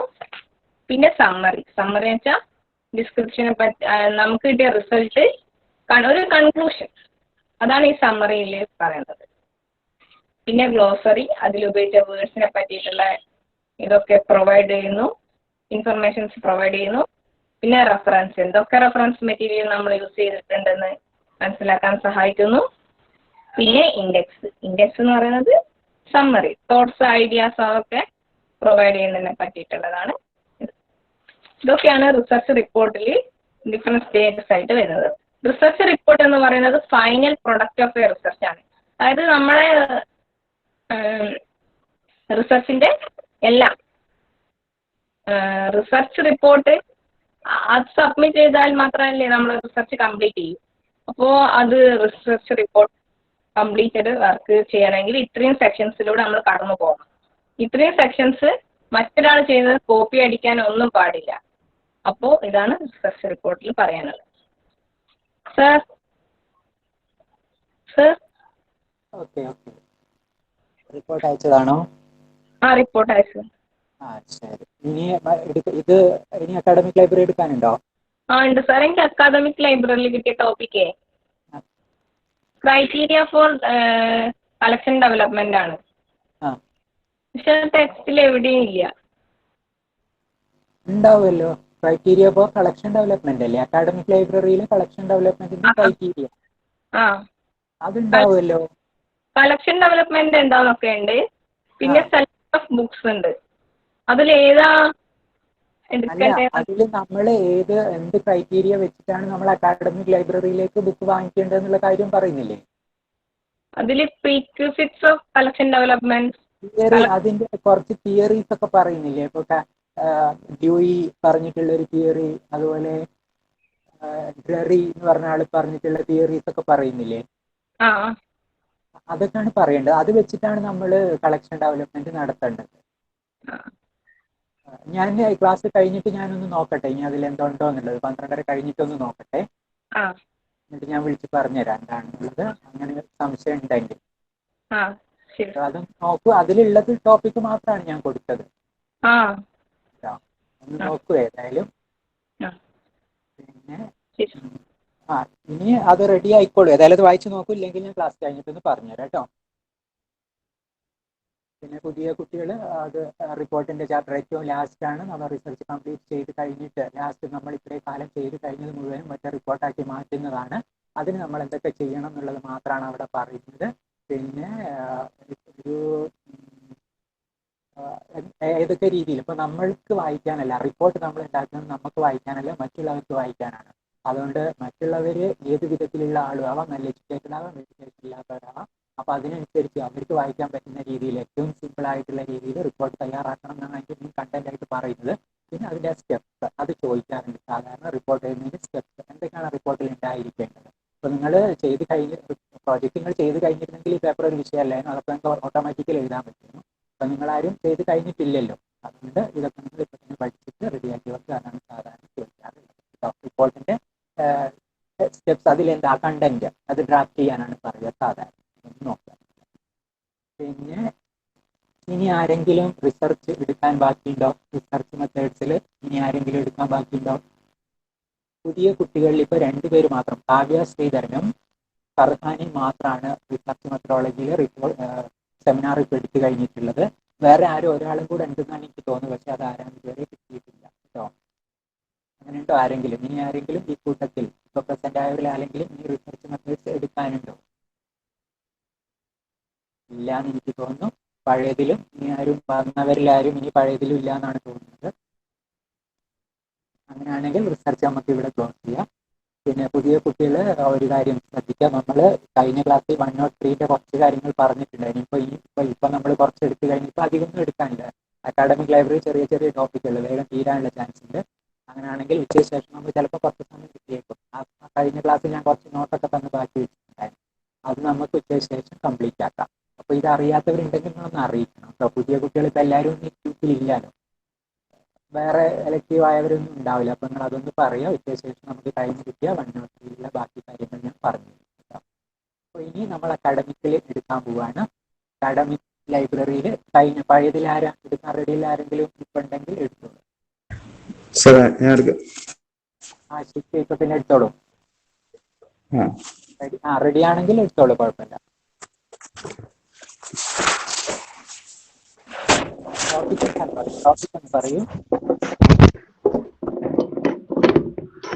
ടോപ്പിക് എന്താണ്? Financial estimation. Page number 86.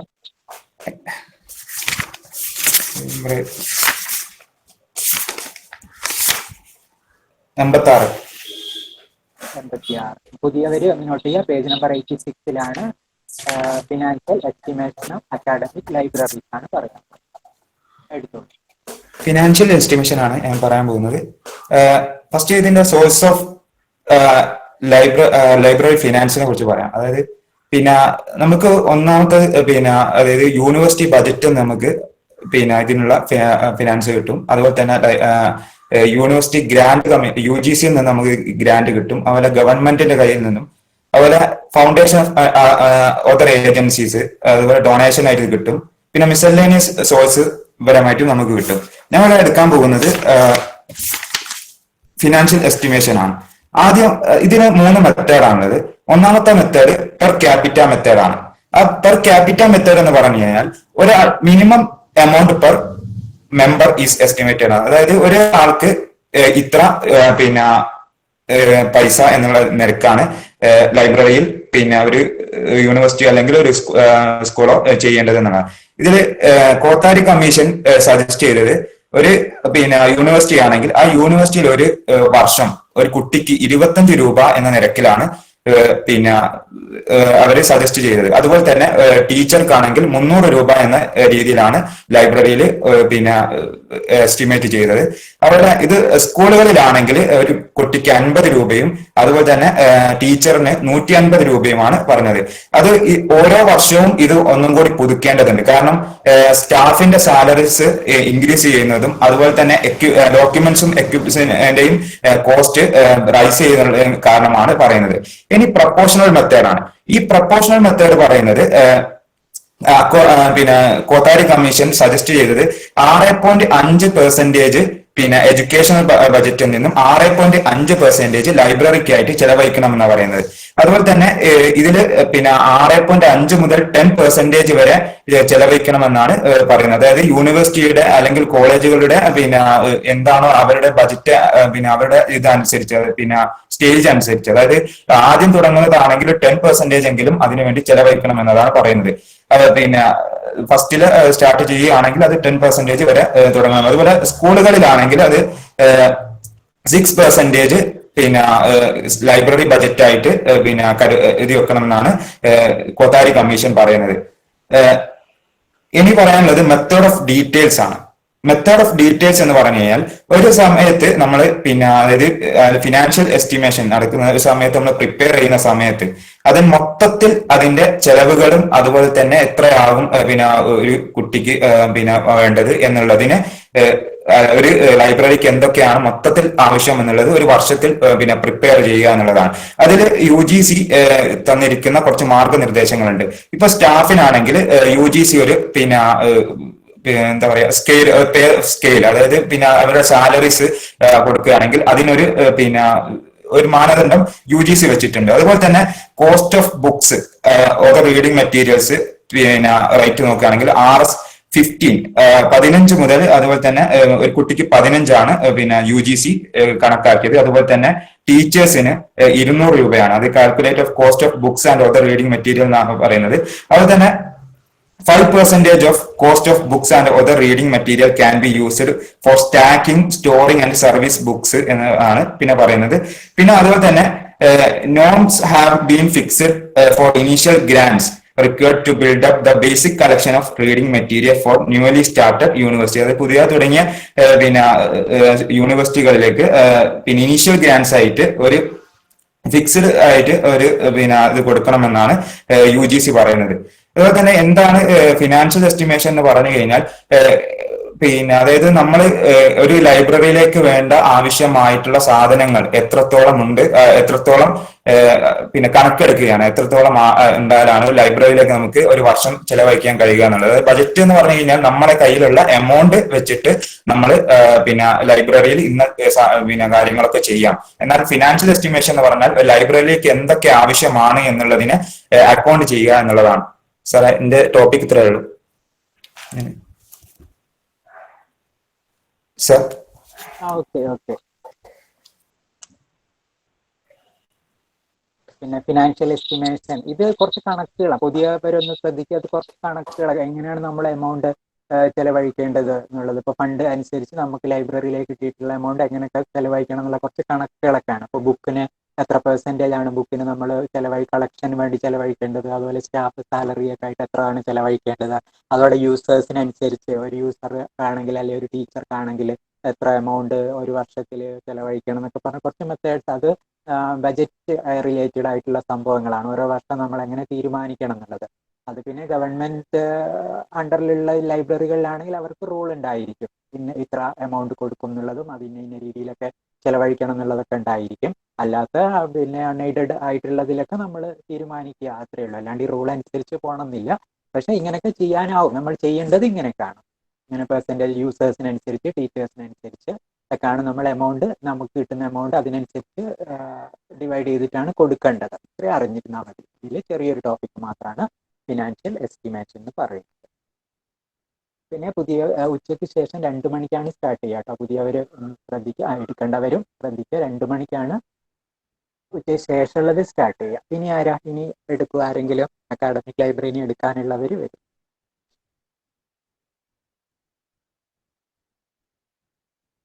ആരാ ഇനി റെഡി ആയിട്ടുള്ളവര്?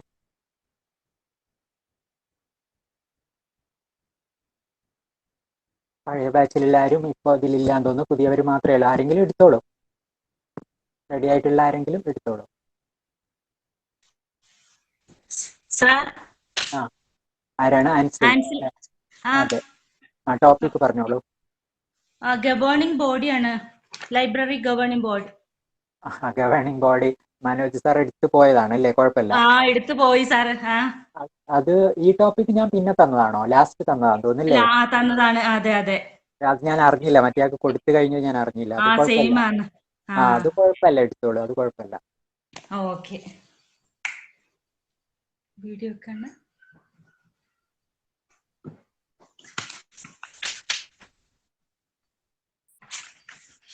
സാർ തുടങ്ങിക്കോട്ടെ. Ready. Good morning to all respected sir and my dear friends. എൻ്റെ ടോപ്പിക് എന്ന് പറയുന്നത് ലൈബ്രറി ഗവേണിംഗ് ബോഡിയാണ്. ഫസ്റ്റ് നമ്മൾ നോക്കുന്നത് what is library governance and meaning and purpose. എന്താണ് ലൈബ്രറി ഗവേണൻസ്, അതുപോലെ തന്നെ അതിന്റെ മീനിങ്ങും പർപ്പസും എന്താണെന്ന് നമുക്ക് ജസ്റ്റ് ഒന്ന് നോക്കാം.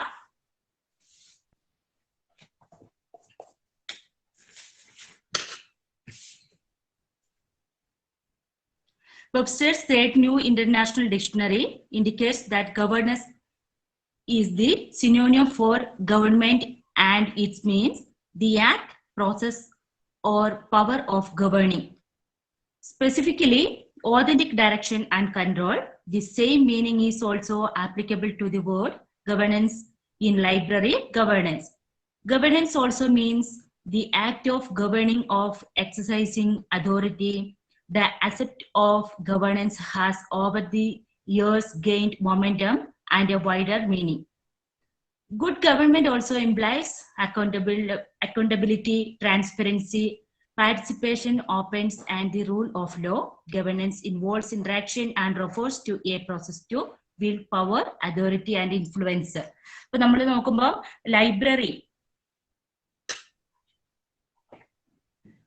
ഭരണം അല്ലെങ്കിൽ ലൈബ്രറി ഗവേണൻസ് എന്നാല് ആധികാരികമായ ഡയറക്ഷൻ, അതുപോലെ തന്നെ ലൈബ്രറിക്ക് വേണ്ട നിയന്ത്രണമൊക്കെ കൈവരിക്കുന്നതിനുള്ള ലൈബ്രറിയുടെ ഒരു പ്രവർത്തനം, പ്രോസസ്സ് അല്ലെങ്കിൽ പവറാണ്. ഭരണം എന്നതിനർത്ഥം, അതായത് നമ്മളിപ്പം ഭരണം നടത്തുകയോ അധികാരം ഉപയോഗിക്കുകയോ ചെയ്യുക എന്നുള്ളതാണ്. ബന്ധപ്പെട്ട ലൈബ്രറിക്ക് വേണ്ടി പ്രവർത്തിക്കാനായിട്ട് യൂണിവേഴ്സിറ്റി വൈസ് ചാൻസലർ നാമനിർദ്ദേശം ചെയ്ത വ്യക്തികൾ ഉൾപ്പെടുന്ന ഭരണസമിതി ലൈബ്രറി ഭരണത്തിൽ ഉൾപ്പെടുന്നു. ലൈബ്രറി സൃഷ്ടിക്കൽ, അതുപോലെ തന്നെ അതിന്റെ പരിപാലനം, ഡെവലപ്മെന്റ്, ഇവയിലൊക്കെ എല്ലാ ലൈബ്രറി കാര്യങ്ങളിലും ലൈബ്രറിനെ ഉപദേശിക്കാൻ കമ്മിറ്റിക്ക് ഉത്തരവാദിത്തമുണ്ട്. Next, library governing body. എന്താണ് ലൈബ്രറി ഗവേണിംഗ് ബോഡി?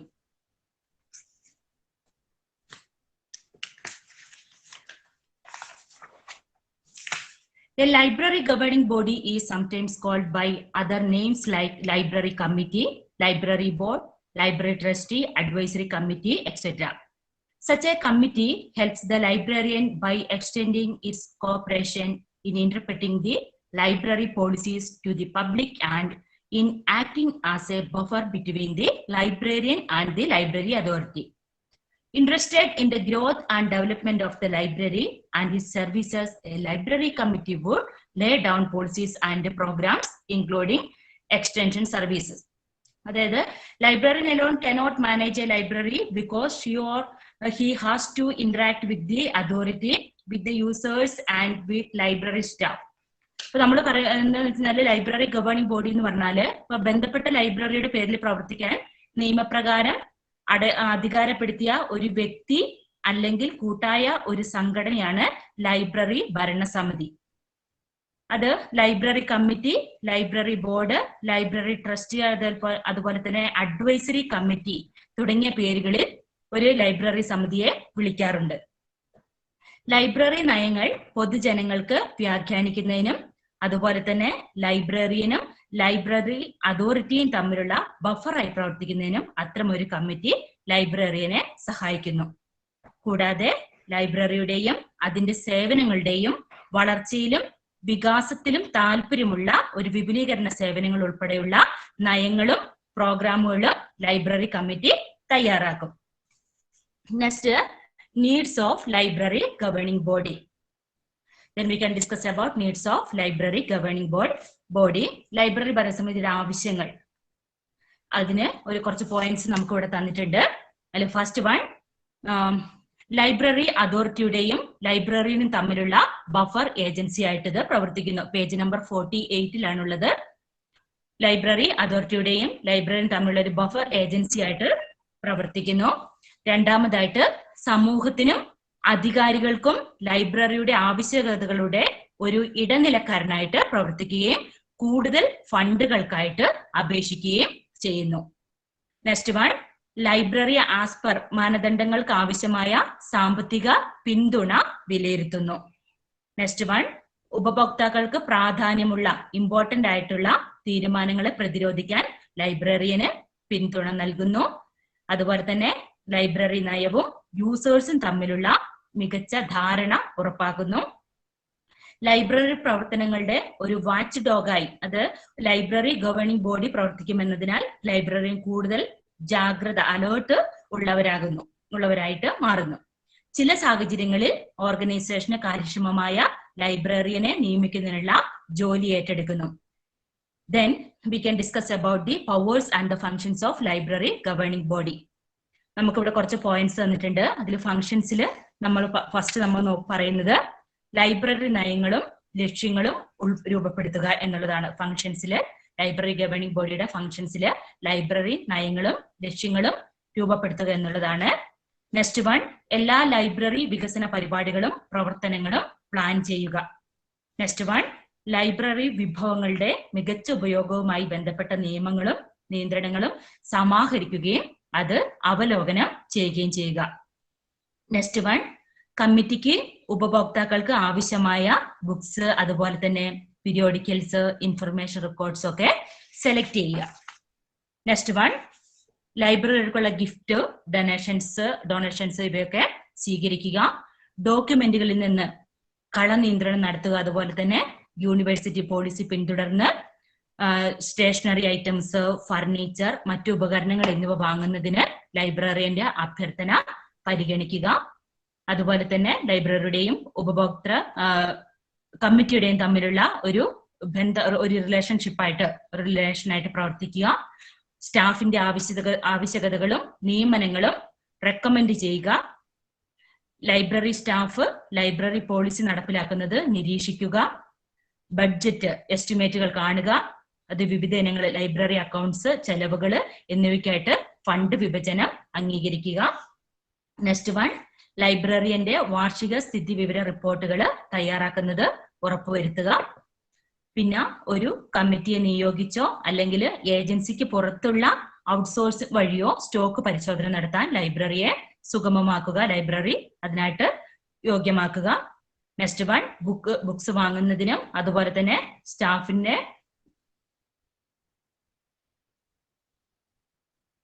റിക്രൂട്ട്മെന്റുകൾക്കും സാമ്പത്തിക വ്യവസ്ഥകൾ എന്നിവയ്ക്കുമായിട്ട് ഉപസമിതികളെ നിയമിക്കുക. ഇത്രയാണ് ഫംഗ്ഷൻസിൽ പറയുന്നത്. നെക്സ്റ്റ് വൺ, പവേഴ്സ് ആണ്. ലൈബ്രറി ഗവേണിംഗ് ബോഡിന്റെ പവേഴ്സ് ആണ് പറയുന്നത്.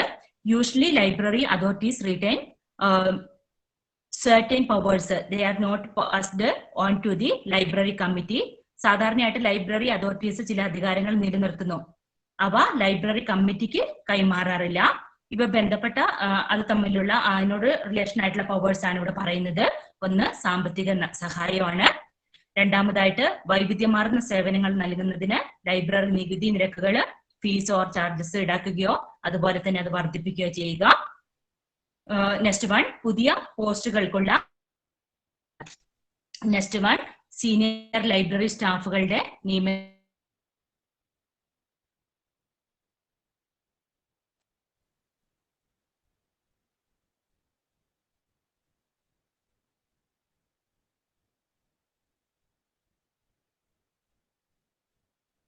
അതുപോലെ തന്നെ സസ്പെൻഷൻ, പിരിച്ചുവിടൽ തുടങ്ങിയത്. ദെൻ പുതിയ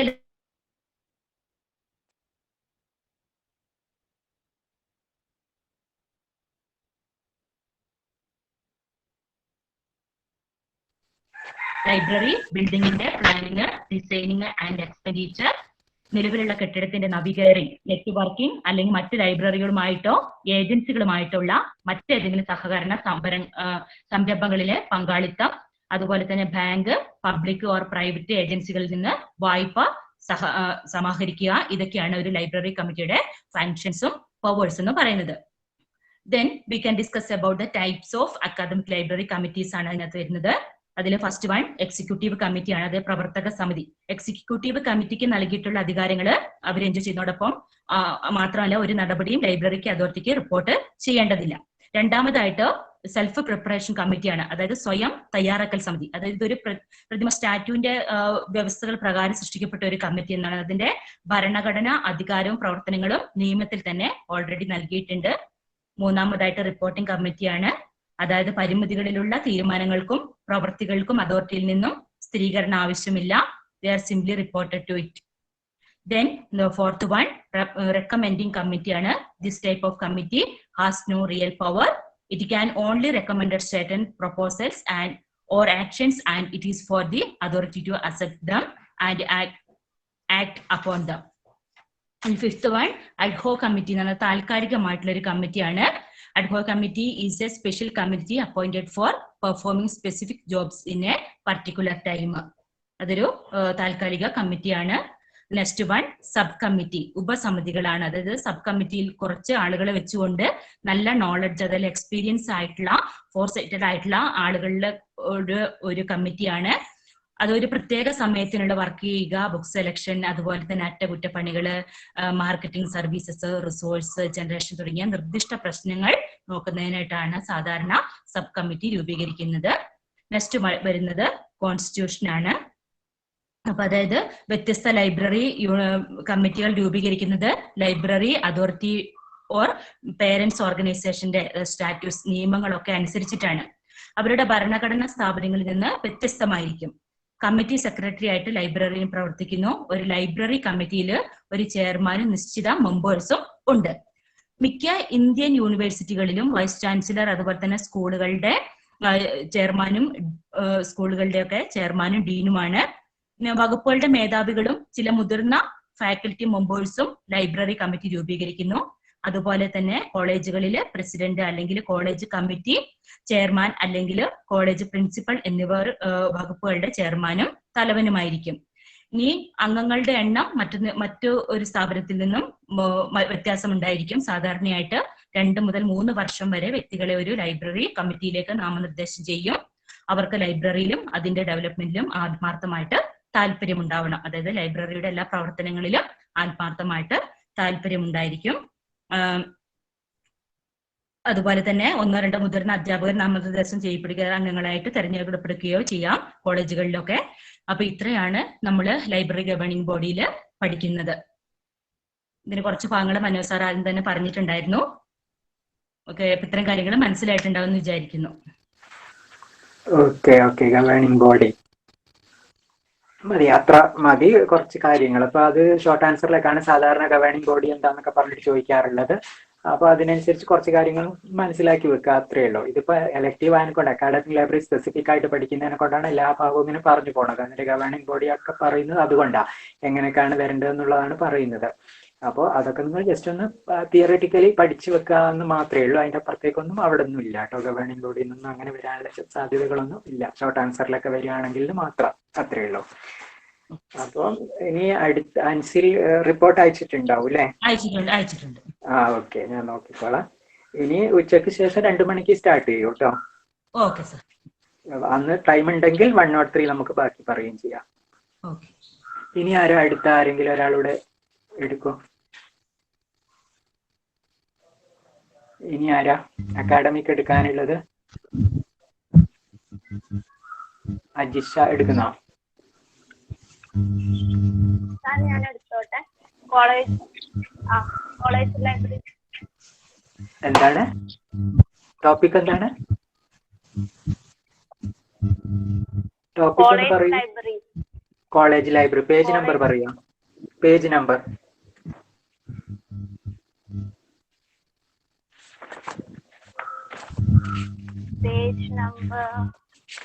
ഫസ്റ്റ് ചാപ്റ്ററിലാണ് അങ്ങനല്ലേ ഉള്ളത്? അതെ, പേജ് നമ്പർ 11. പേജ് നമ്പർ 11ലാണുള്ളത് കോളേജ് ലൈബ്രറീസ്. അത് എടുത്തോളൂ. ബുക്കുള്ളവർ അതെടുത്ത് നോക്കിക്കോളൂ. എടുത്തോളൂ.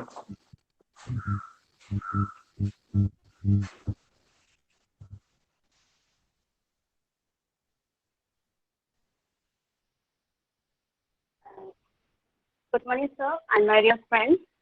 Today I am going to discuss about the topic college libraries. What is mean by a library? Library is a place where the information is collected, processed, stored, and make them available to the users for an effective use. It is the duty of the librarian to know what is the needs of the user and finding the right choice of information to the users. There are various types of libraries.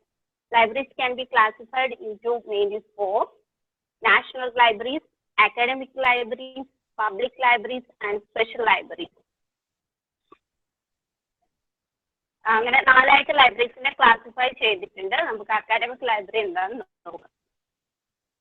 Academic library is a central to the academic activities. It is always associated with the academic institution.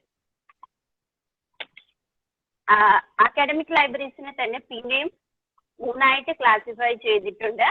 School libraries, college libraries and university libraries. ഞാനിവിടെ പറയാൻ പോകുന്നത് college ലൈബ്രറീസിനെ പറ്റിയാണ്.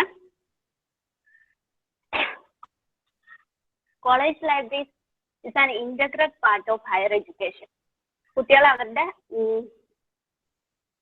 College കഴിഞ്ഞിട്ട് കോളേജിലേക്ക് എത്തുമ്പോൾ അവരുടെ attitudes completely different ആയിരിക്കും.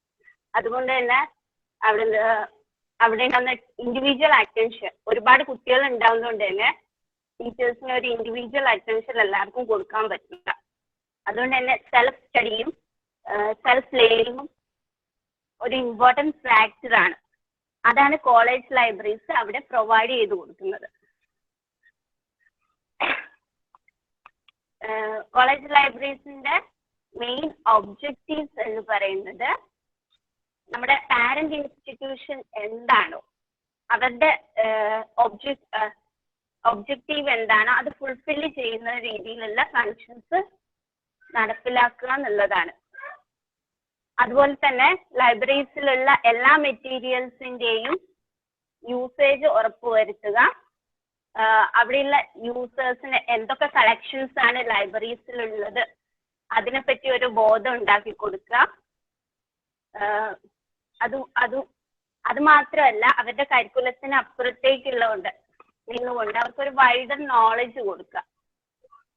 ഇന്നത്തെ സാഹചര്യത്തിലാണെങ്കിൽ ഇന്റർനെറ്റിന്റെ ഒക്കെ സഹായത്തോടു കൂടി നമ്മൾ ഇലക്ട്രോണിക് മെറ്റീരിയൽസ് ഉൾപ്പെടുത്തുക, ജേർണൽസ് അതുപോലെയുള്ള കാര്യങ്ങളൊക്കെ കുട്ടികൾക്ക് പ്രൊവൈഡ് ചെയ്ത് കൊടുക്കുക. അക്കാഡമിക് ലൈബ്രറീസിന്റെ ഫങ്ഷൻ, അതായത് കോളേജ് ലൈബ്രറീസിന്റെ ഫങ്ഷൻസ്. കോളേജ് ലൈബ്രറീസിന്റെ ഫങ്ഷൻസ് നല്ല രീതിയിൽ നടന്നാൽ മാത്രമേ നമ്മുടെ പാരന്റ് ആയിട്ടുള്ള, അതായത് കോളേജ് പ്രൊവൈഡ് ചെയ്യുന്ന അവരുദ്ദേശിക്കുന്ന ഒരു ഒബ്ജക്റ്റീവ്, ആ ഒരു ഒബ്ജക്റ്റീവിലേക്ക് നമുക്ക് എത്താനായിട്ട് സാധിക്കുകയുള്ളൂ. അതിന് ഫങ്ഷൻസിനെ പറ്റി റാൻഡലും ഗുഡ്രിച്ച് എന്ന് പറയുന്ന രണ്ടുപേര് പറയുന്ന കുറച്ച് കാര്യങ്ങളുണ്ട്. എന്തൊക്കെയാണ് ഒരു കോളേജ് ലൈബ്രറിക്ക് ഉണ്ടായിരിക്കേണ്ട ഫങ്ഷൻസ്, അവർ ചെയ്യേണ്ട കാര്യങ്ങൾ. Make available to the students to the books and related materials which are relevant to the course offered in the college. Make available to the books and documents which are required by the faculty members. It is helpful for their research. Also provide supplementary books and reading material to help study and teaching at the college. Also train the students in the use of library collections. Also promote the use of library materials properly. Comprehensive selection of authoritative books provide ചെയ്യാം. അതാണ് അവർ രണ്ടുപേരും പറയുന്ന college ലൈബ്രറീസിന്റെ functions. പിന്നെ സ്മിത്തും ബാക്സ്റ്ററും എന്ന് പറയുന്ന രണ്ടുപേര് അവരും college ലൈബ്രറീസിന്റെ ഫങ്ഷനെ പറ്റി പറഞ്ഞിട്ടുണ്ട്. അതെന്തൊക്കെയാണെന്ന് നോക്കാം. To help and assist the faculty members for the preparation of their course, and also train the students in the use of library materials, to acquire and provide text and standard reference materials to the students, help and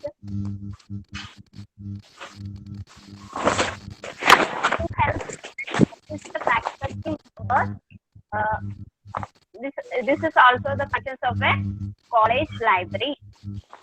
നമുക്ക് college ലൈബ്രറിന്റെ functions എന്തൊക്കെയാണെന്ന് summarise ചെയ്ത് നോക്കാം. ആദ്യമേ പറഞ്ഞു, ഒരു college ലൈബ്രറീസിന്റെ functions നല്ല രീതിയിൽ നടത്താൻ പിന്നെ ലൈബ്രറി എന്താണോ ഉദ്ദേശിക്കുന്നത് ആ ഒരു ഒബ്ജക്റ്റീവിലേക്ക് എത്താനായിട്ട് സാധിക്കുകയുള്ളൂ. പിന്നെ ഫസ്റ്റ് ഓഫ് ഓൾ നമ്മള് അവരുടെ ഇൻസ്റ്റിറ്റ്യൂഷൻ എന്താണ് ഉദ്ദേശിക്കുന്നത് ആ ഒരു ഒബ്ജക്റ്റീവ് നേടാനുള്ള രീതിയിലുള്ള ഫങ്ഷൻസ് തന്നെ പ്രൊവൈഡ് ചെയ്യുക. അതാണ് മെയിൻ അവരുടെ ഫങ്ഷനിൽ മെയിൻ ആയി പറയുന്ന കാര്യം. പിന്നെ ലേറ്റസ്റ്റ് ആയിട്ടുള്ള കളക്ഷൻ സ്റ്റുഡൻസിന് പ്രൊവൈഡ് ചെയ്യാം. അതിൽ ഡാനസ് ഉൾപ്പെടുത്താം, ഇന്റർനെറ്റ് ബേസ്ഡ് സർവീസസ് ഉൾപ്പെടുത്താം, അങ്ങനെയുള്ള കാര്യങ്ങളൊക്കെ ചെയ്യാം. പിന്നെ സിലബസിന്റെ ഉള്ളിൽ മാത്രം ഒതുങ്ങി